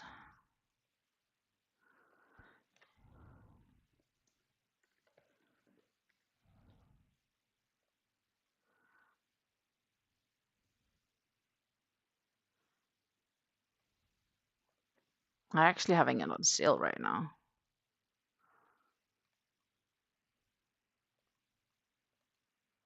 If we look at Linda Hobby's Velvet Locks, this green could work. It's like an emerald greenish thing. This darker green I have in my stash, but I think that's too dark. Like a brighter green. This could work. And this is like too, nah. But do it for this one. I actually think I have the Menti or the turquoise, one of the two I also have. But I mean, this could work, and else would have to go to the hobbies line. I don't know what they have in. Oh, Baby Snuggle has gotten awfully expensive. But this one, that's a nice green. That could work. But I'm not. Oh, it's because it's on the American side. I mean, $13.50? My good gracious. That should be a better price in the Netherlands. It's because I don't need to pay the import tax. Yeah, 8, but still €8, not on sale. On sale it's like 5-ish or so, 4.5, 5. But I'm not gonna buy 8 pieces just to get one green. But I think it could be cool, even for a bat. It's a very nice green. They also have the honey bunny, which is apparently 10 cents cheaper per skein, but it's more or less, not completely, but it's very close to being the exact same yarn. The shamrock green here, it's kind of the same. So there are color options. Jungle green? No, I would like the shamrock if it wasn't sold out. Or I think they also had toucan. Yeah. That's the same as the baby snuggle, price-wise. Same length, etc. So that should work. It's called Sage. Not sold on it. I'd rather have the other one. But further, they do have some nice vibrant colors in between. I mean, so if one wanted to make a bat with green wings and eyes, sure could. Okay, fastener, blah, blah, blah. Nose. Thread the strand of plush purple onto the yarn needle and insert it through the opening at the bottom of the head. Sew 2 stitches between the eyes. And then weave yarn back through the opening at the bottom of the head. Secure with a knot to beginning tail as pictured below. Okay, yeah, cool. And there is actually a little video explaining it that takes 30 seconds. Maybe I should just take that time and do that.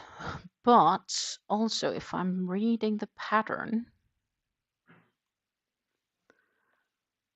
then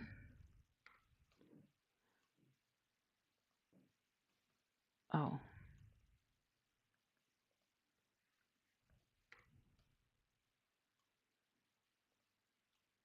I should also be fine to continue with the black.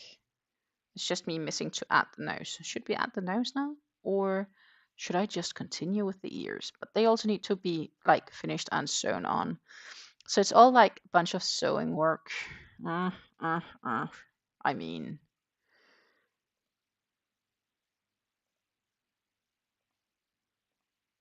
it's not super important, is it? Could continue. I'll just sew that on later because then I can wait taking off the label until I start on the wings. Because I still need to make bat ears. 2 bat ears. Not long though. Should be easy.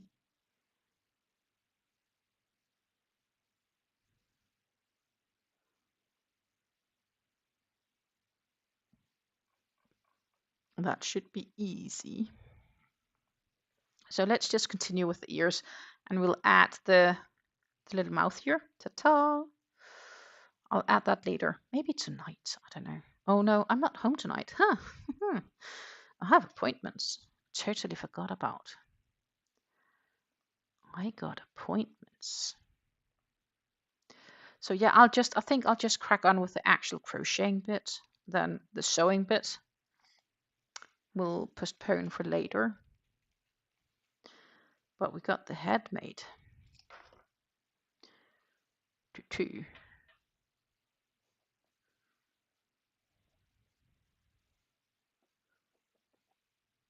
It's a little bit fluffy.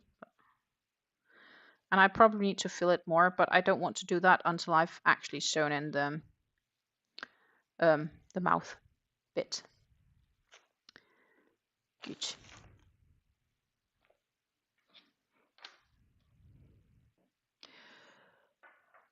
Ooh.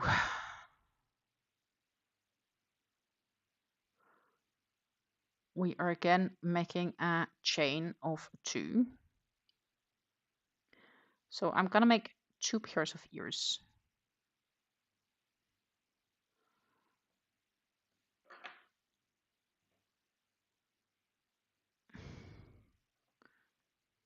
And as we know, this yarn is horrendous when it comes to It does want to lose the fur, so to say. So we chain 2, and then we need to do 4 single crochets.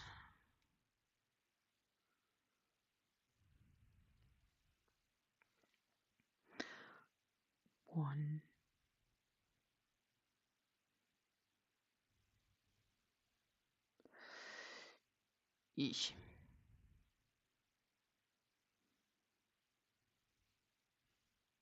2, 3,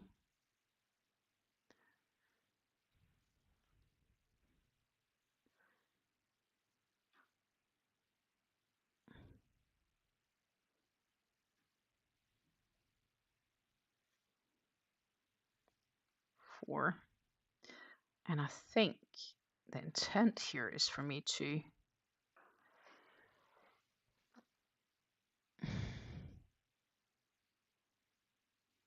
yeah, I need to keep working in the round. Ooh, it's gonna be tiny. This is gonna be fiddle work. But also, I guess bat ears aren't that big, so maybe that's fair enough.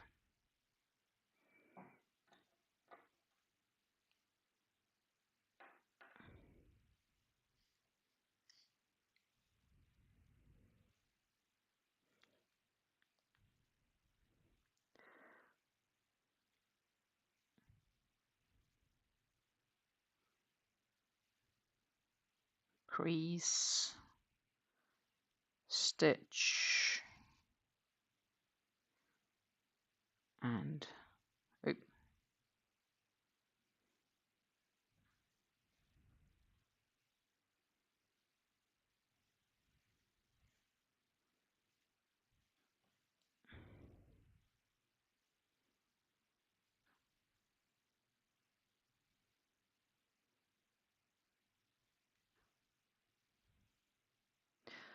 I have the idea we have an extra stitch again.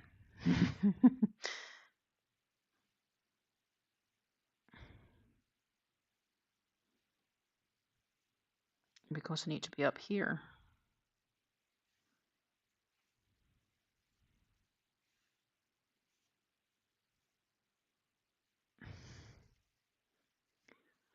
Yeah, they are tiny.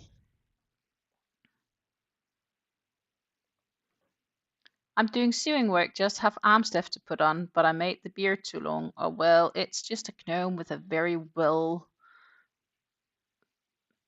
set beard, then, I guess.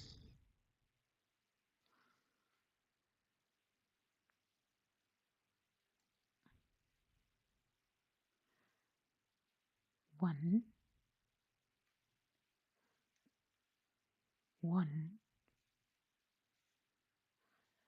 2,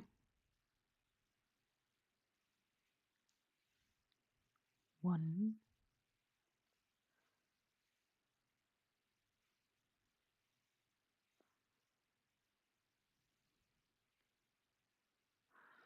'Oh no, did I? No, I'm doing it wrong.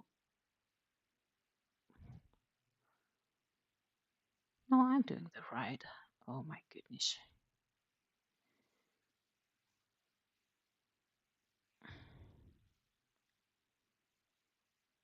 I think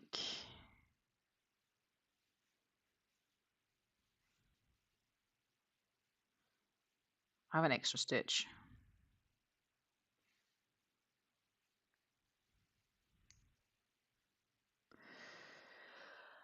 And then the last row. So as you can see, this is tiny. I mean, we're going to start the last row.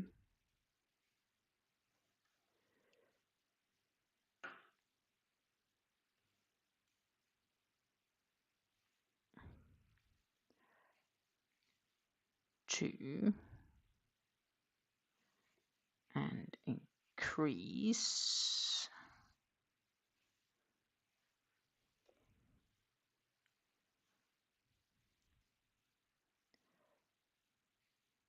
One,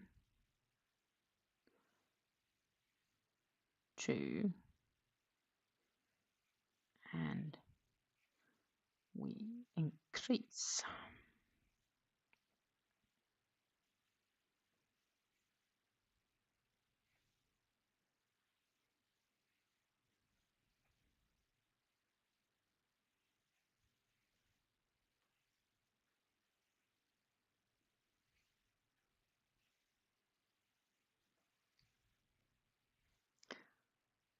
And then here it says, fasten off, leaving yarn tail for sewing. Sew ears on top of head. So I need to have enough yarn for sewing. So I probably need to do like, I don't know, like this. That is, my scissor is starting to get tough. So maybe I need to wish myself for a new pair of scissors. Who would have thought?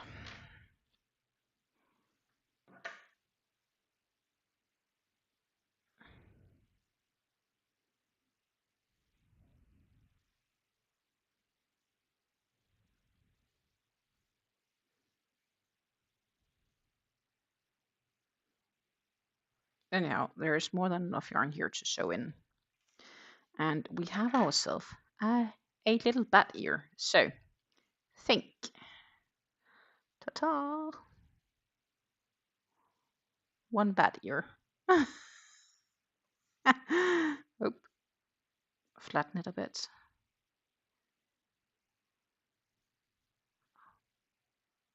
Yeah. We got a bat ear. We need one more.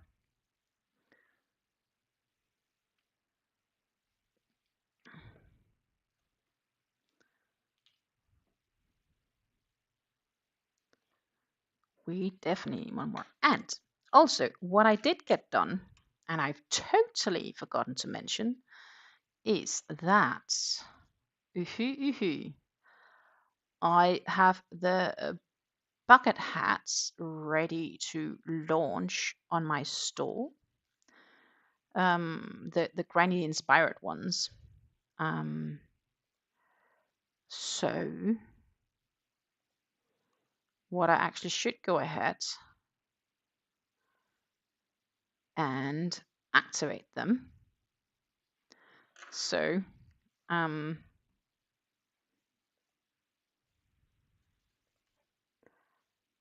like right now, let's pop over here. Ta-ta! Right now, this, my friends, is what's currently on the store. And there's a link to my web shop, both in the description box as well as it's tagged here as a chat. I am now gonna hit set as active, and then Shopify's thinking. And that should be enough. I don't think I need to hit save anywhere. Nope. So I can now pop over here and see 1, 2, 3. View all. There's one more here. Oh, it said it's sold out. That's not true. I need to figure out what's going on there. It's not sold out. Because I do have them in stock, so that would be weird.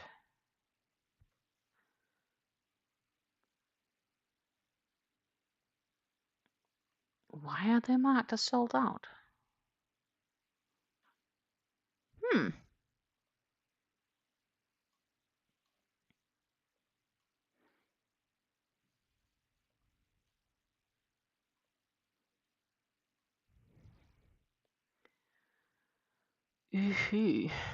I don't know.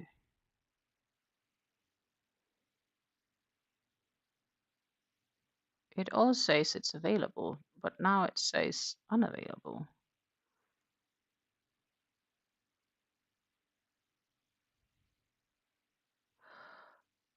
I am not sure why that's the case. And here I was just totally happy that we could pop them up together, but it says sold out, but it's not sold out.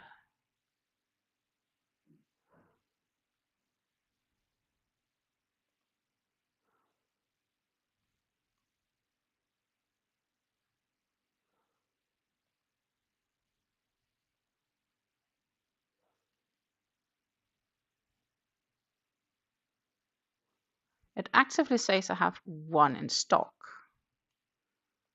Why is it marked by sold out then?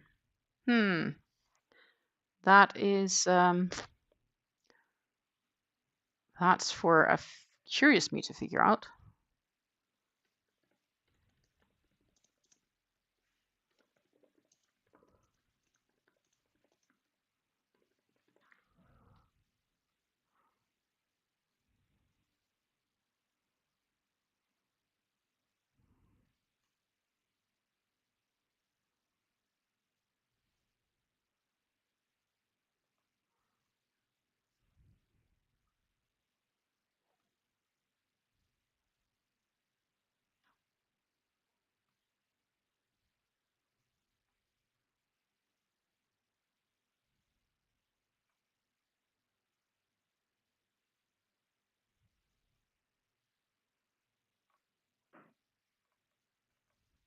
Hmm.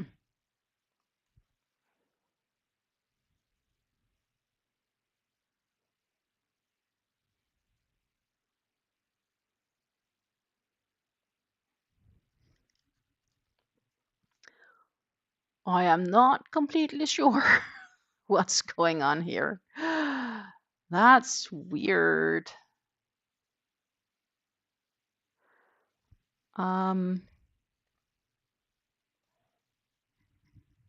Has it really been so long since I've done something that I can't remember how I've done it?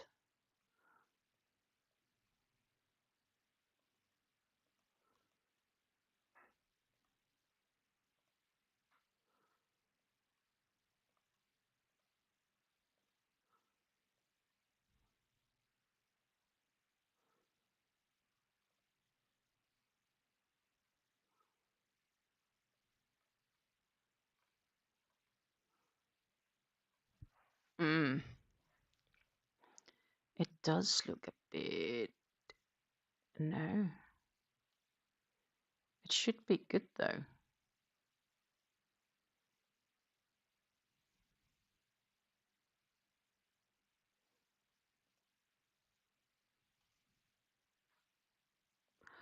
I don't know. It's not for now to figure out. I guess that's for me for later to figure out. Not really sure why that's happening. Hmm.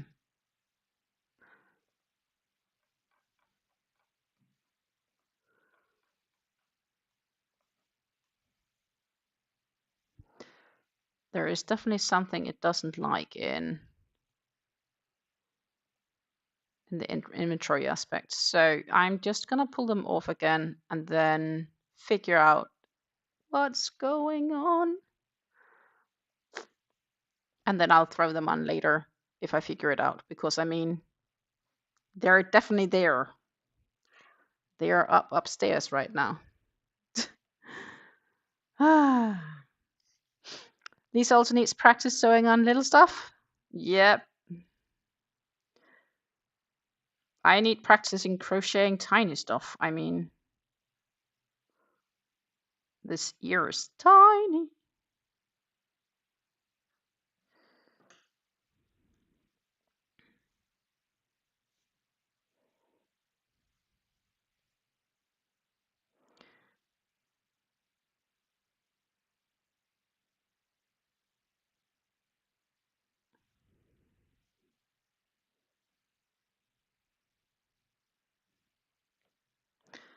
Oh,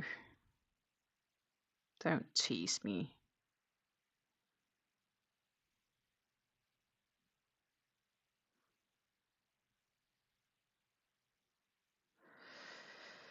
For example, right now, apparently the yarn is teasing me.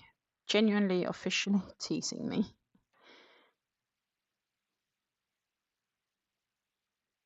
Good. Got it on track. So 1, 2, 3,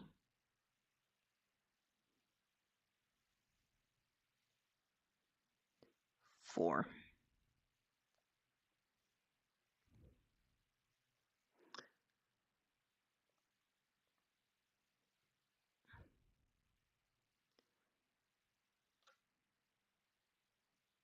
and then go into the first stitch,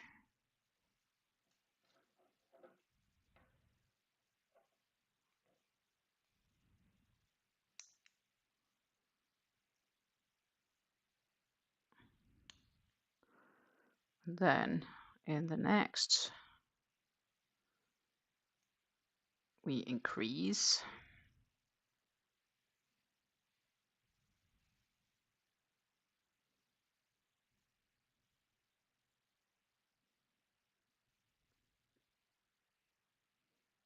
that's not that one.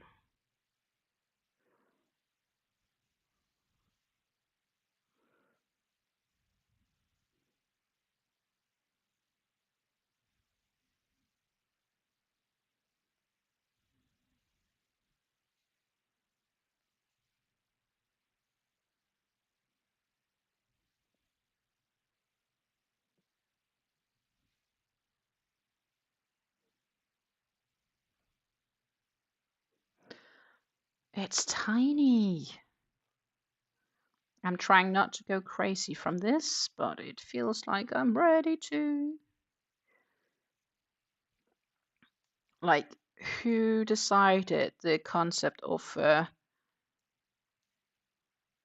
crocheting in the round on just 4 stitches?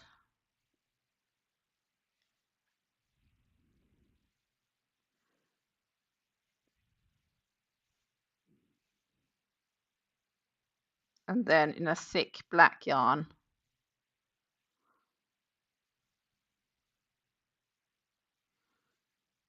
I mean, it feels like a suicide mission.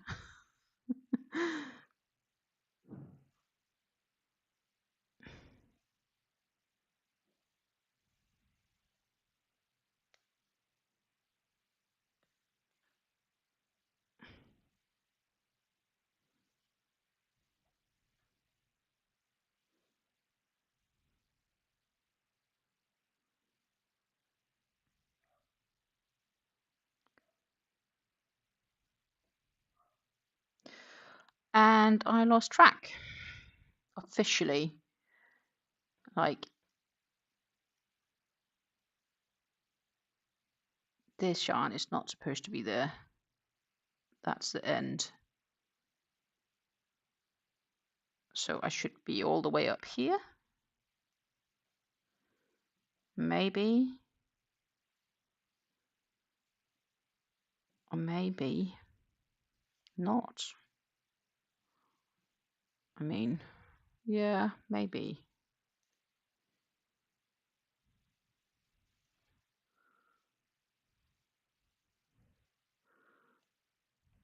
No, if this fails, it's no worse than I can make a new one, I guess. Oh, I know what I've done wrong. No, I didn't do anything wrong. I was good. So now I need to do 2 and increase 3 times. So 1,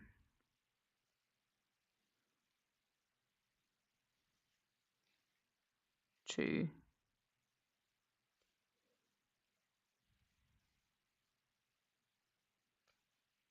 and increase.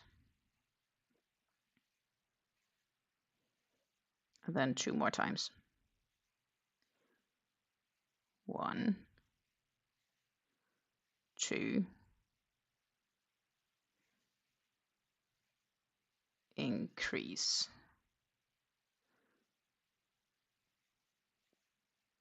1,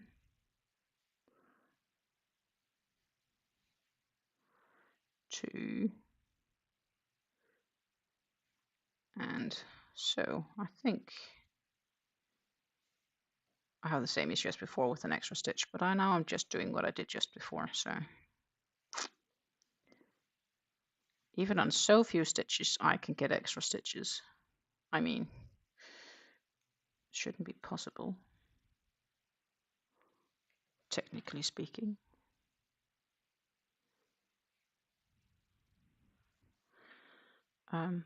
but this should look like this, and I feel this is wider. I mean, this one is not as pointy.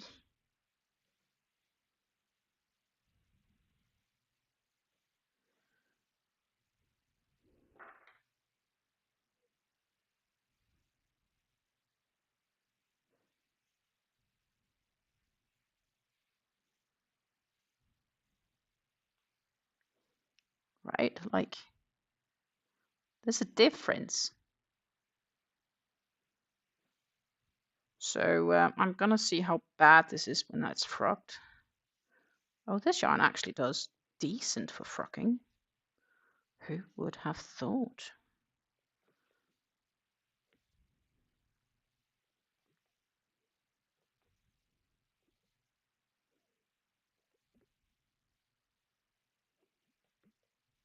I am rather surprised.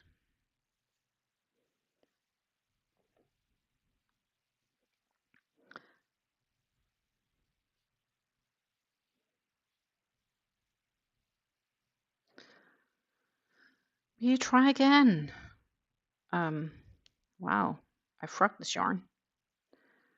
And I think I am straying away from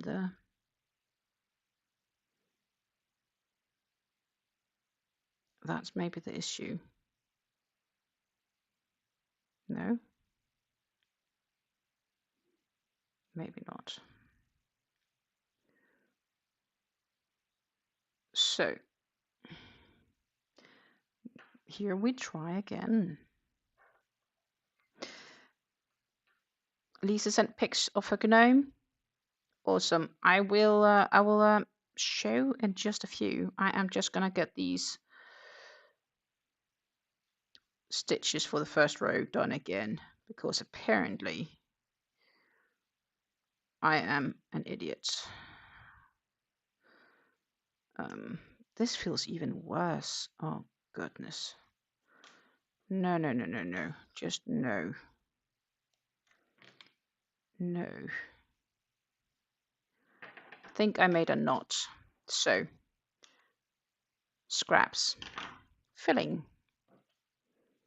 I will use that for filling in my head.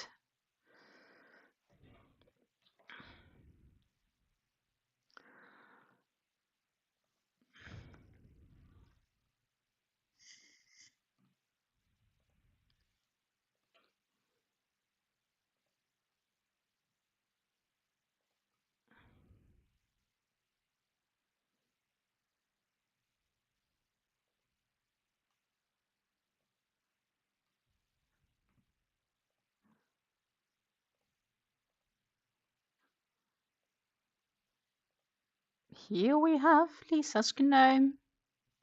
I'd assume this is the back side, and we have the front side. Oh, he's kind of cute though. Sock yarn gnome.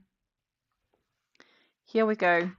Lisa is right now definitely more successful in making amigurumi than I am, because clearly I can't even make a circle. I mean, come on. For the love of me. But yeah, the beard might cover a little bit too much of the body, if that's what you meant by the beard being too long.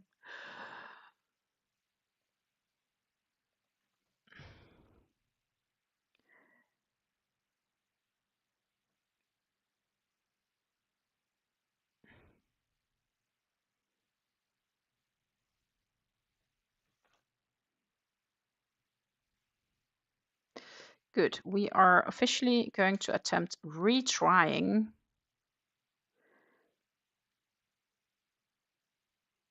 making ear number 2.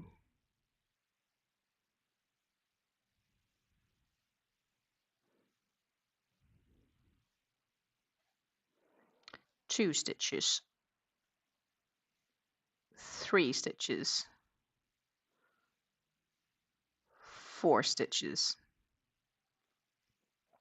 Good.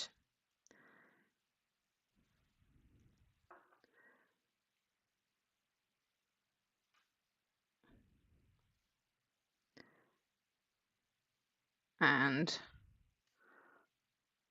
then we are gonna do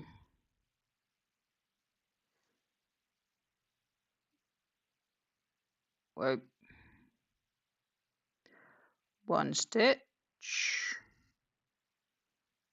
It's fucking impossible to see.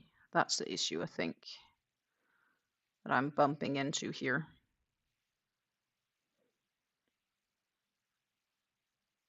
Regular. That goes away. And then I need 2 stitches, but I need that in there. So that will be the one up here, I guess.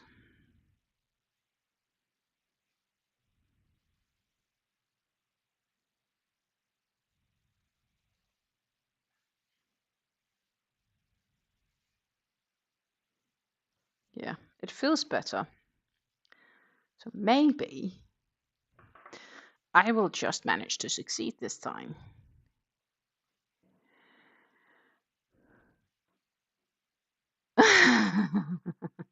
It's hip to be square. I love how the patterning turned out on the body. To me, it looks like he has a shirt, muffin top, and belt and jeans. Yep, beard is too wide, supposed to be pretty much his body height. I guess it happens.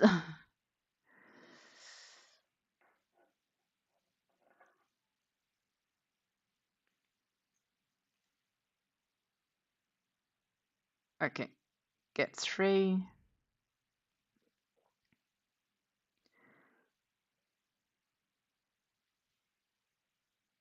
Then we'll increase.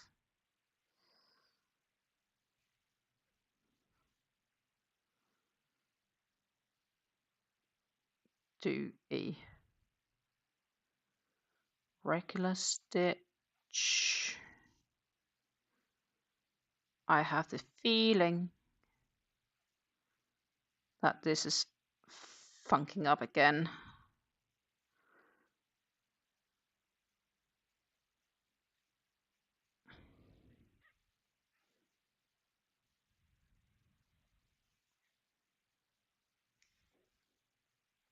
Because this is such a freaking mess to crochet. How can I have succeeded so beautifully with the first one and I'm in such a pinnacle for the second? Question mark. I think it's simply because it's just not.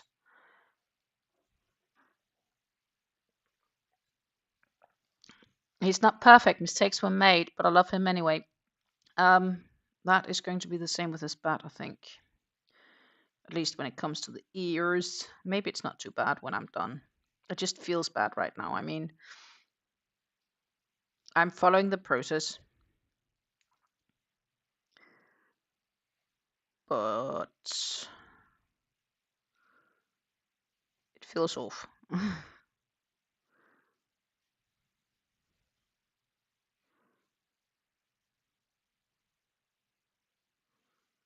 need to increase my friend there.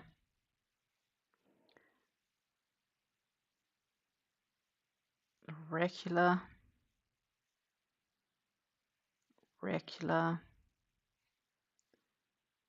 Increase. Oh, now it's going better again.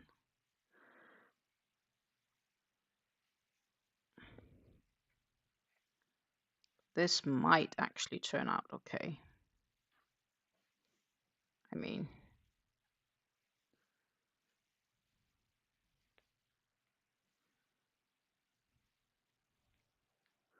compared to the other one, they are looking more similar.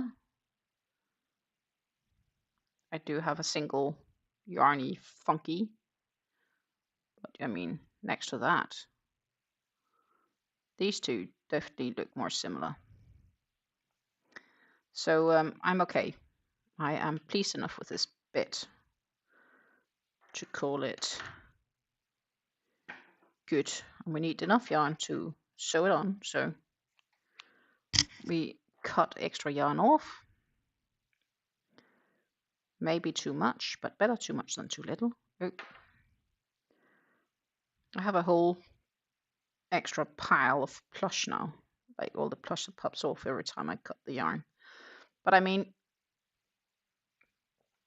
these two pieces, they are definitely closer to one another than the other bit were. So we got ears. Yay! Ears fixed. Now we need a body. Sew ears to the top of the head, one round down from the beginning circle of either side. Yeah, I'm not gonna sew on ears right now. We can do that later. Like, I can do that later. Work with color black. 6. And then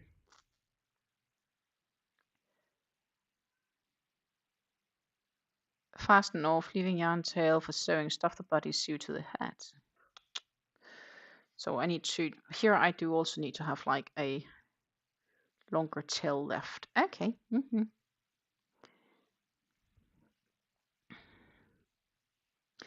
At least, no, I don't need to make a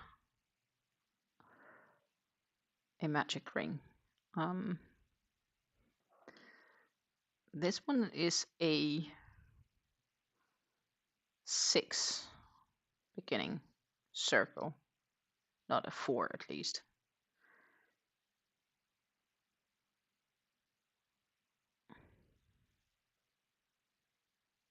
So yay for that. Let's see.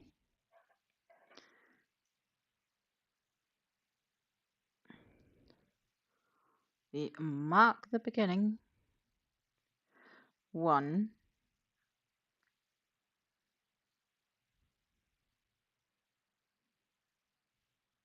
2,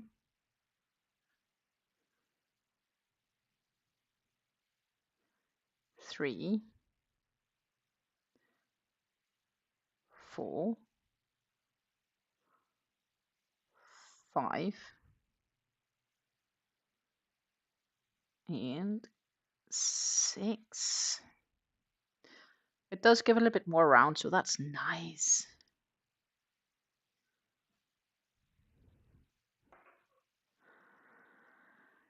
Oh, no.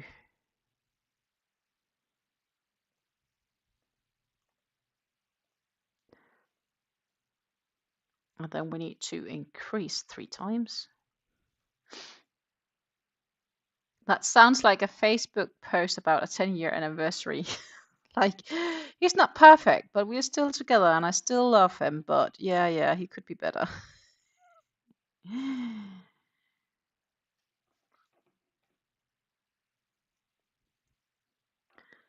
Do we still want to grow old with our partner, regardless of whatever faults we may have? I mean, I'm definitely not perfect either.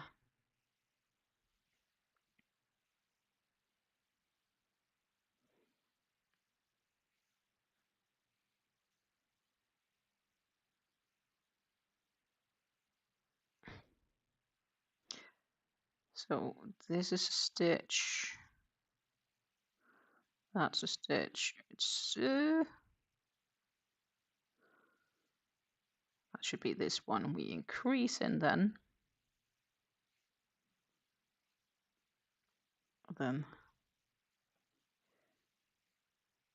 here we have a stitch. Oh, look, see, I'm plushy off this yarn. It's all every time with the tips. And we do 2 stitches here. 1,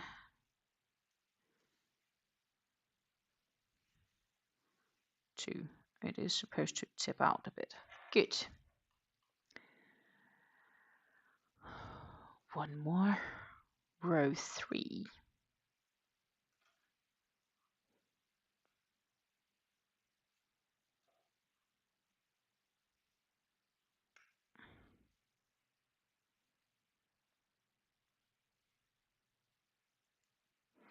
No, I'm not having all of the yarn with me here, this stitch marker. There we are.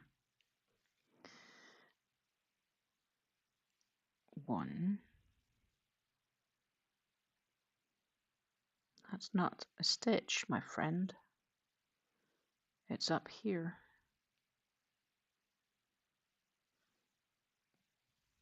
Right there. Ooh, if it'll work.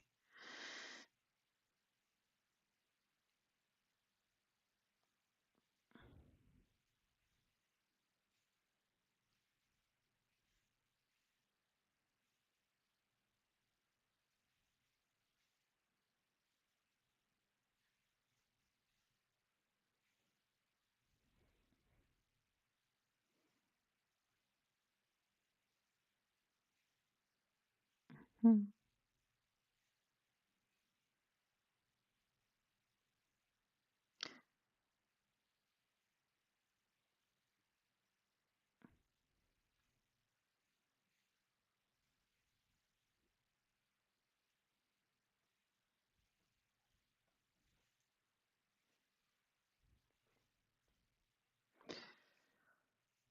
I think simply this because I have the feeling again that I have an extra stitch. I think it's due to this yarn being so darn that black that I subconsciously make extra stitches. Or I can't completely see where they are and then sometimes use the same twice. I don't know. It's not like it's insane or so. Good.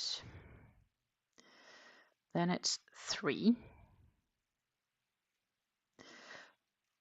And I think it's just mainly in the beginning when it's like really nice, well, we're about to say really tiny, really neat and tiny, it gets difficult.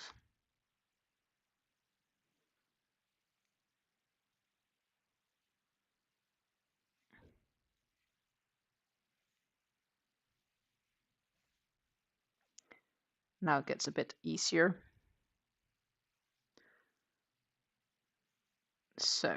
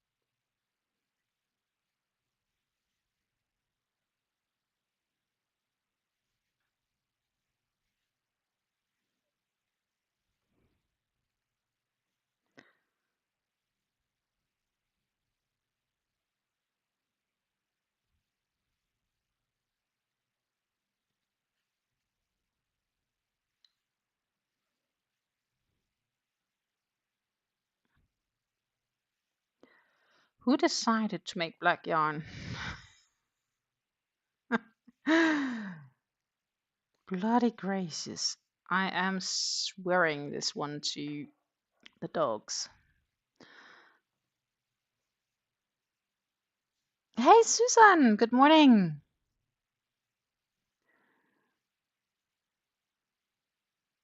So next year it sounds like I might be an empty nester. Oh. We have a bunch of friends that works at a private school in Mexico. My son really would like to go there for his grade 12 year and 1 year post grade for Spanish school. Oh, that's cool though. You'll be fine. Susan's back from taking a car to the service down the beach, stopped at Michael's and got a 2 and a 3 scales gift with gift card. Oh, you did shopping. But I guess if it was cheap yarn, sure. It would be really easy for the legal stuff for him to go there. He has Mexican citizenship. They also happen to use the same curriculum as his current school. Oh, that's nice though. Susan, what's that nonsense? You buying yarn? I agree with you, Lisa, there. Susan started knitting socks with some gifted Premier wool free shock rounds back from 2017. Well, gotta have enough yarn, I guess. Okay, so I just did 3 and then I need to do 4.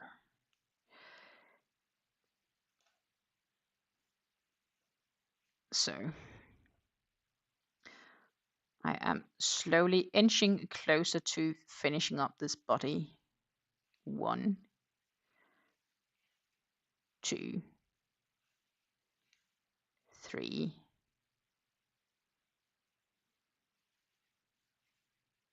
4. We're also getting better in the sense of we are getting away from the fiddly work.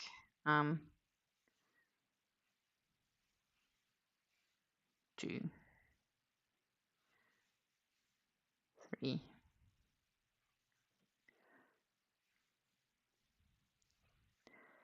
So that's also better for me.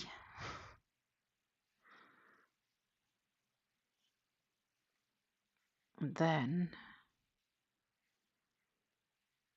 we crochet over and increase in that last stitchy there.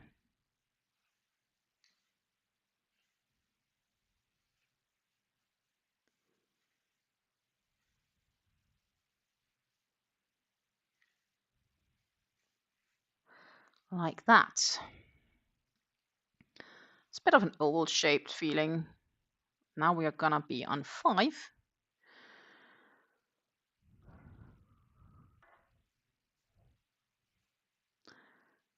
Sell cheap yarn are good for donation mix. That's true. That's true.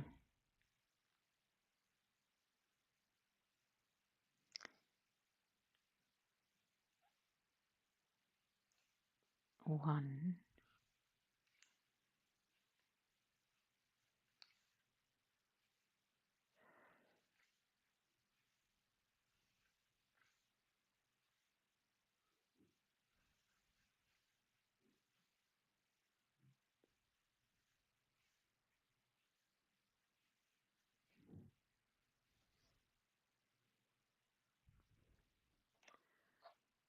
But I mean, still have plenty of yarn left, so I could make loads of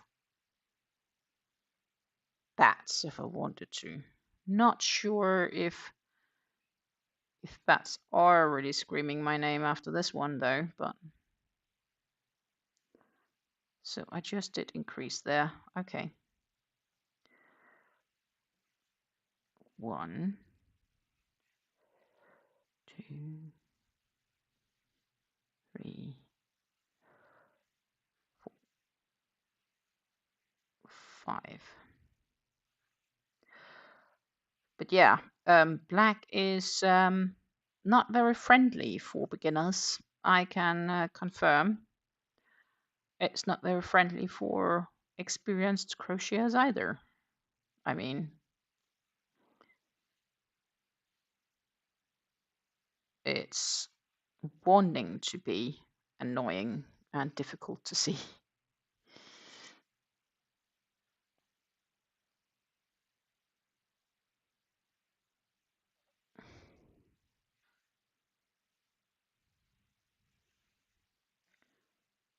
There we go.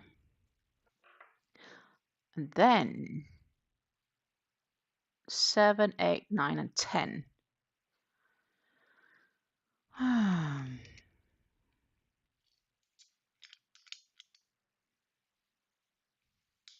just finished 6. I just need to do the same. Voila.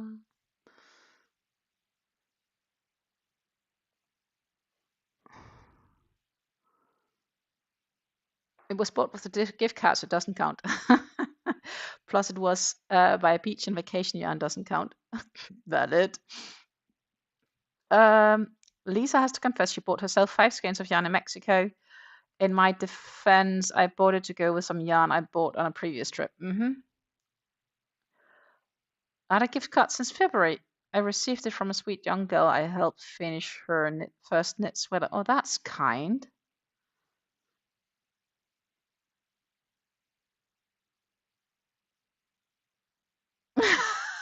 What? It's okay for the chatters to buy yarn, just not me. That feels unfair. It feels very unfair. I've been really tempted though.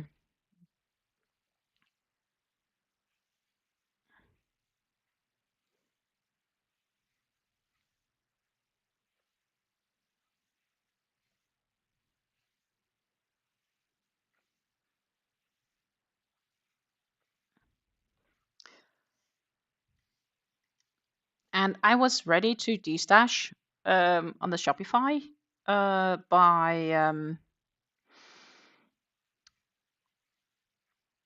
adding my bucket hat with the grinding squares on the sides and so on. And my Shopify just said sold out, sold out. So there is something with the inventory that messes it up.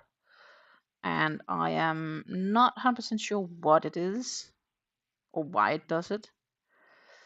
So I'll need to kind of refigure that out.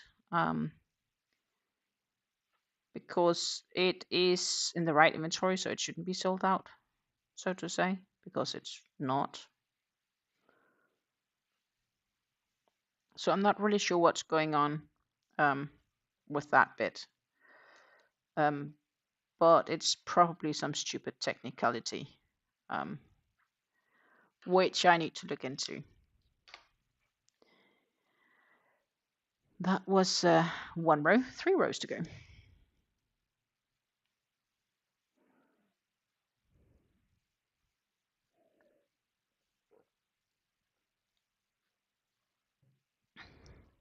That is close to targeted harassment. It is very targeted that I'm not allowed to buy yarn. I mean, why not?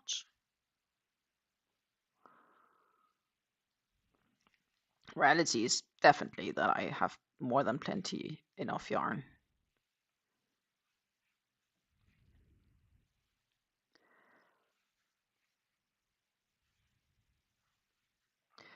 So it's fair enough that I should limit my yarn purchases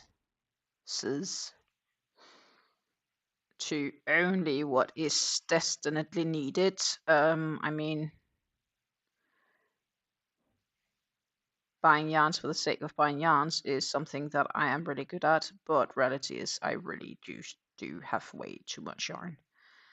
And I would most definitely benefit from not buying yarn.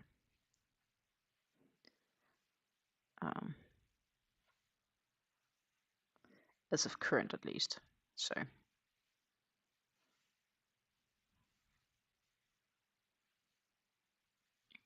Unless, of course, there is yarn that I'm missing to be able to finish a project, which I already have yarn for that I will be using from my stash. That would be okay. I mean,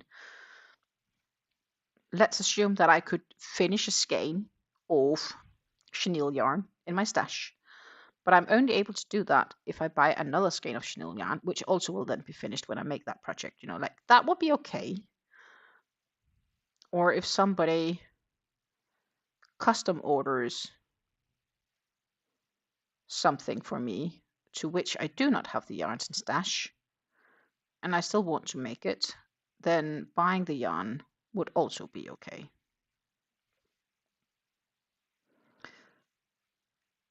Any other situation? No. So if buying yarn will help me decrease my stash, I think it's all right.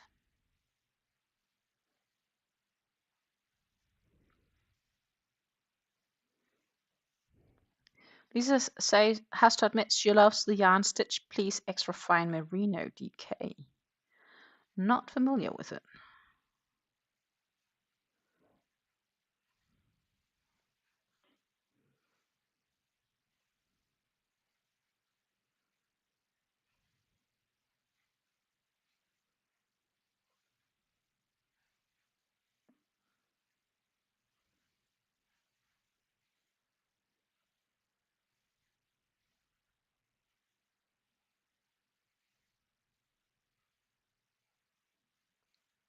Do.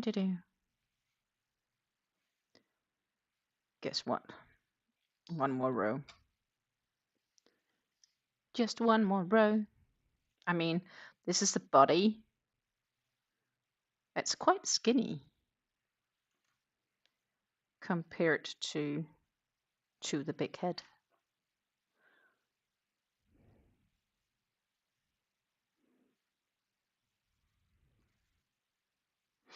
Susan agrees. She's been using it lately. And Lisa explains it's from Premier Yarns. Okay, yeah, I don't have access to the Premier Yarns, obviously. I have been eyeballing some merino yarns to attempt make a pair of gloves, fingerless gloves, which I think could be nice.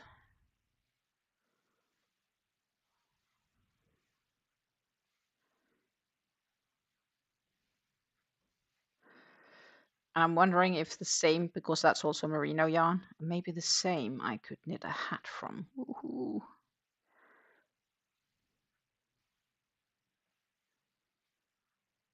But it's so much easier to have ideas than to make the projects. We all know that. So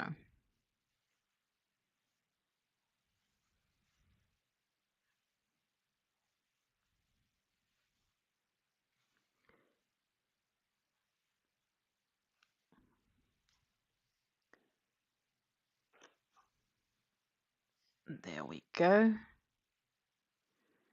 That was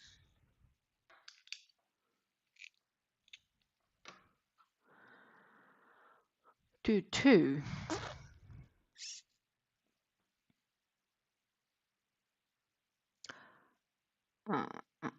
Then I need to decrease. Okay, that's 2 more rows, and then I'm done with the body. I mean, let's just compare to the head. It's tiny. It's tiny. Okay, let's get serious. 2 more rows. I am going to try to finish up these 2 more rows while here on the chat, and then it's weighing time.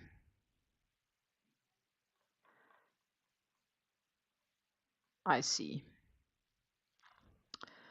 And that's probably a bigger project for many things and many reasons. So yeah, let's finish this one. 3, 4, 5. Oh. Wonder what's happening outside. It's noisy on the street. So what's for dinner everywhere? I here have some leftover cabbage stew together with some baked. Oh, I'm gonna fry some sausage in the pan, or baked or fried sausage. So we are all on the leftover scheme, so to speak.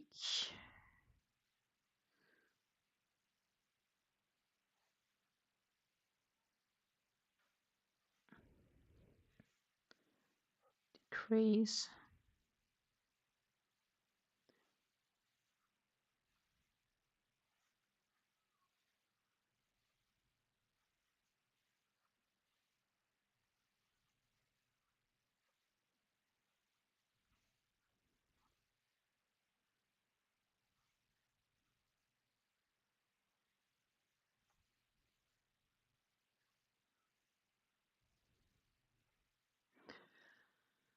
And then we'll do the same again.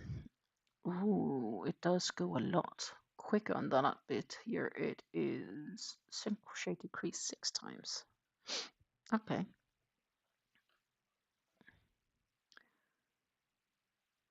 I use Stitch Please DK mixed with trendsetter mohair alpaca in a hat. Stina showed me the picture on Monday. I showed a pic to you in a hat? Okay, cool. Oh, you showed me the picture. Right. Good. I was like, did I inspire you to make a hat? I don't think I made a hat recently.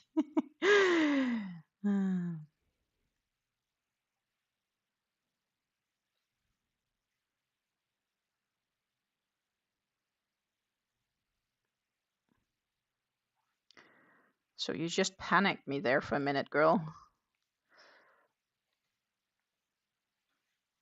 I'll happily show in a few. I just need to finish this row because this row, my friends, is the last row in the body, and then that is a very nice place to stop.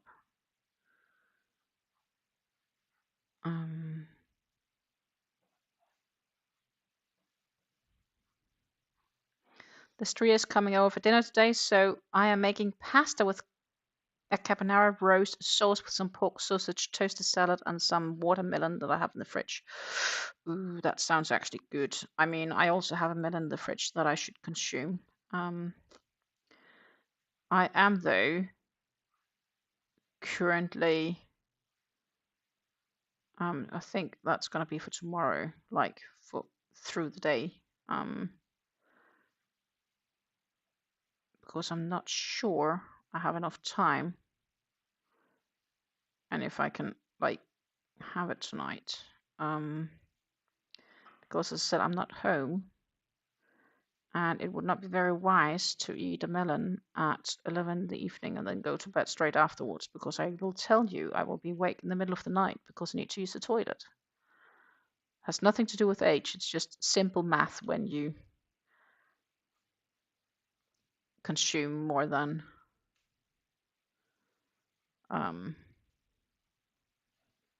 good. Leave enough end to sew around, so we'll guess I'll leave a bit extra. And again, we have this nightmare thing of taking off. I'll take off a bit of a plush here because it's freaking nightmare when I'm gonna pull it through. Plushy, plushy, plushy. I could stuff this one into the...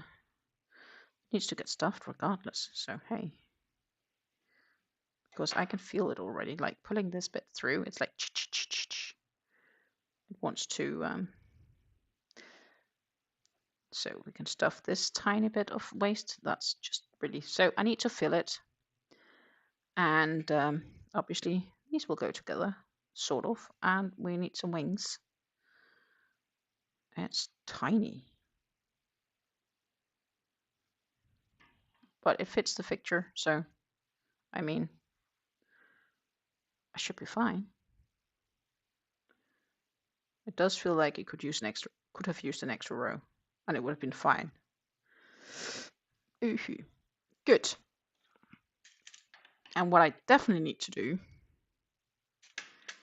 is to get started on those wings. But that is gonna be later. I don't need the those anymore. This is how much yarn we still have left on the skein. And let's just compare with a new skein. So, I mean, yeah, we used yarn, but yeah, I don't necessarily feel that we will be short on yarn either.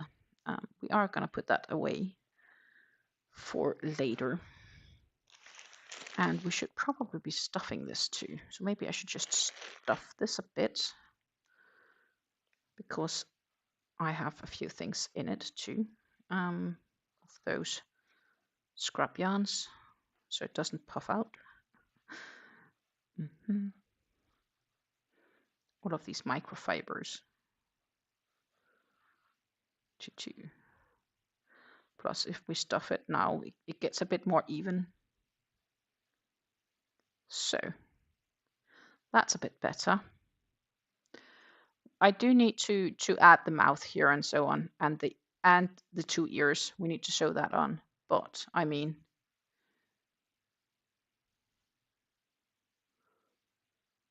need to squeeze it like that.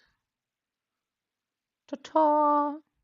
And then we need to add the two wings on each side, and then the ears. Ta-ta!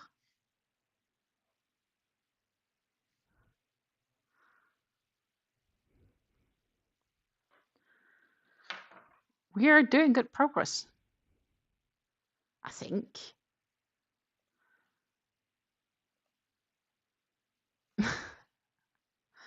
Tossed salad. Chicken stir fry. with the side of yellow rice does sound good. Lots of worky and Rogerly amount of seasoned medieval popes main armies are not exactly our needers, definitely not. Thank you, Susan. I hope it's gonna be super adorable, and I kind of hope I can finish it like no later than sometime during tomorrow. That would be cool. Maybe tonight. I don't know if I have enough time. It depends on how late I'm home tonight. I might try to finish it tonight. But yeah, or tomorrow, depending on how late. Things are changing as always. We did talk a little bit about locations and potentially being able to open back up for the EU shipping, because it does sound like, reading through the laws and regulations, that I cannot be held responsible for the packaging EPRs, because I am not the manufacturer of packaging and all that stuff. So I'll need to think about it a bit, and then I'll probably propping back up. Yeah, it's a hobby pattern. Actually, it's a pattern, and I bought it via hobby, but I think she also has an Etsy account, if I'm not wrong. Because she does have a YouTube by Teresa's Crochet Shop, and she has a website. She has a website where you can buy patterns as well, I'm quite sure. She has lots of lovely patterns. It's teresascrochetshop.com, where she has various patterns, and I think you should probably, assumably, you may be able to get the bat there too. She has lots of different, also like pattern packs and stuff like that. She's done plenty of other patterns also for hobby, and some different patterns and stuff. So she's doing some quite nice stuff, I think.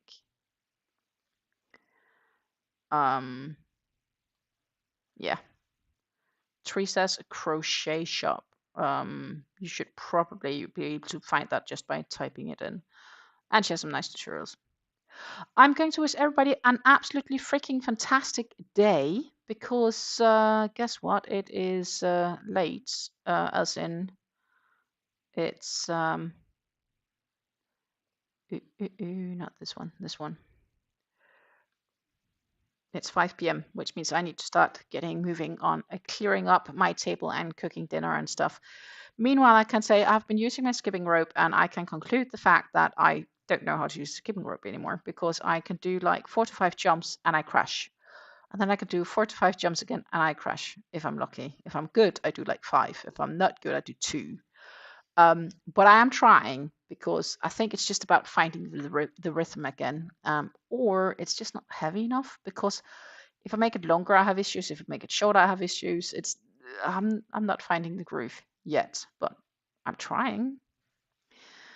I guess that was the last fun note for today. I'm going to say thank you so much for watching. I love you all. Take care and happy crafting. And I hope I will see you on Friday, when I should be back.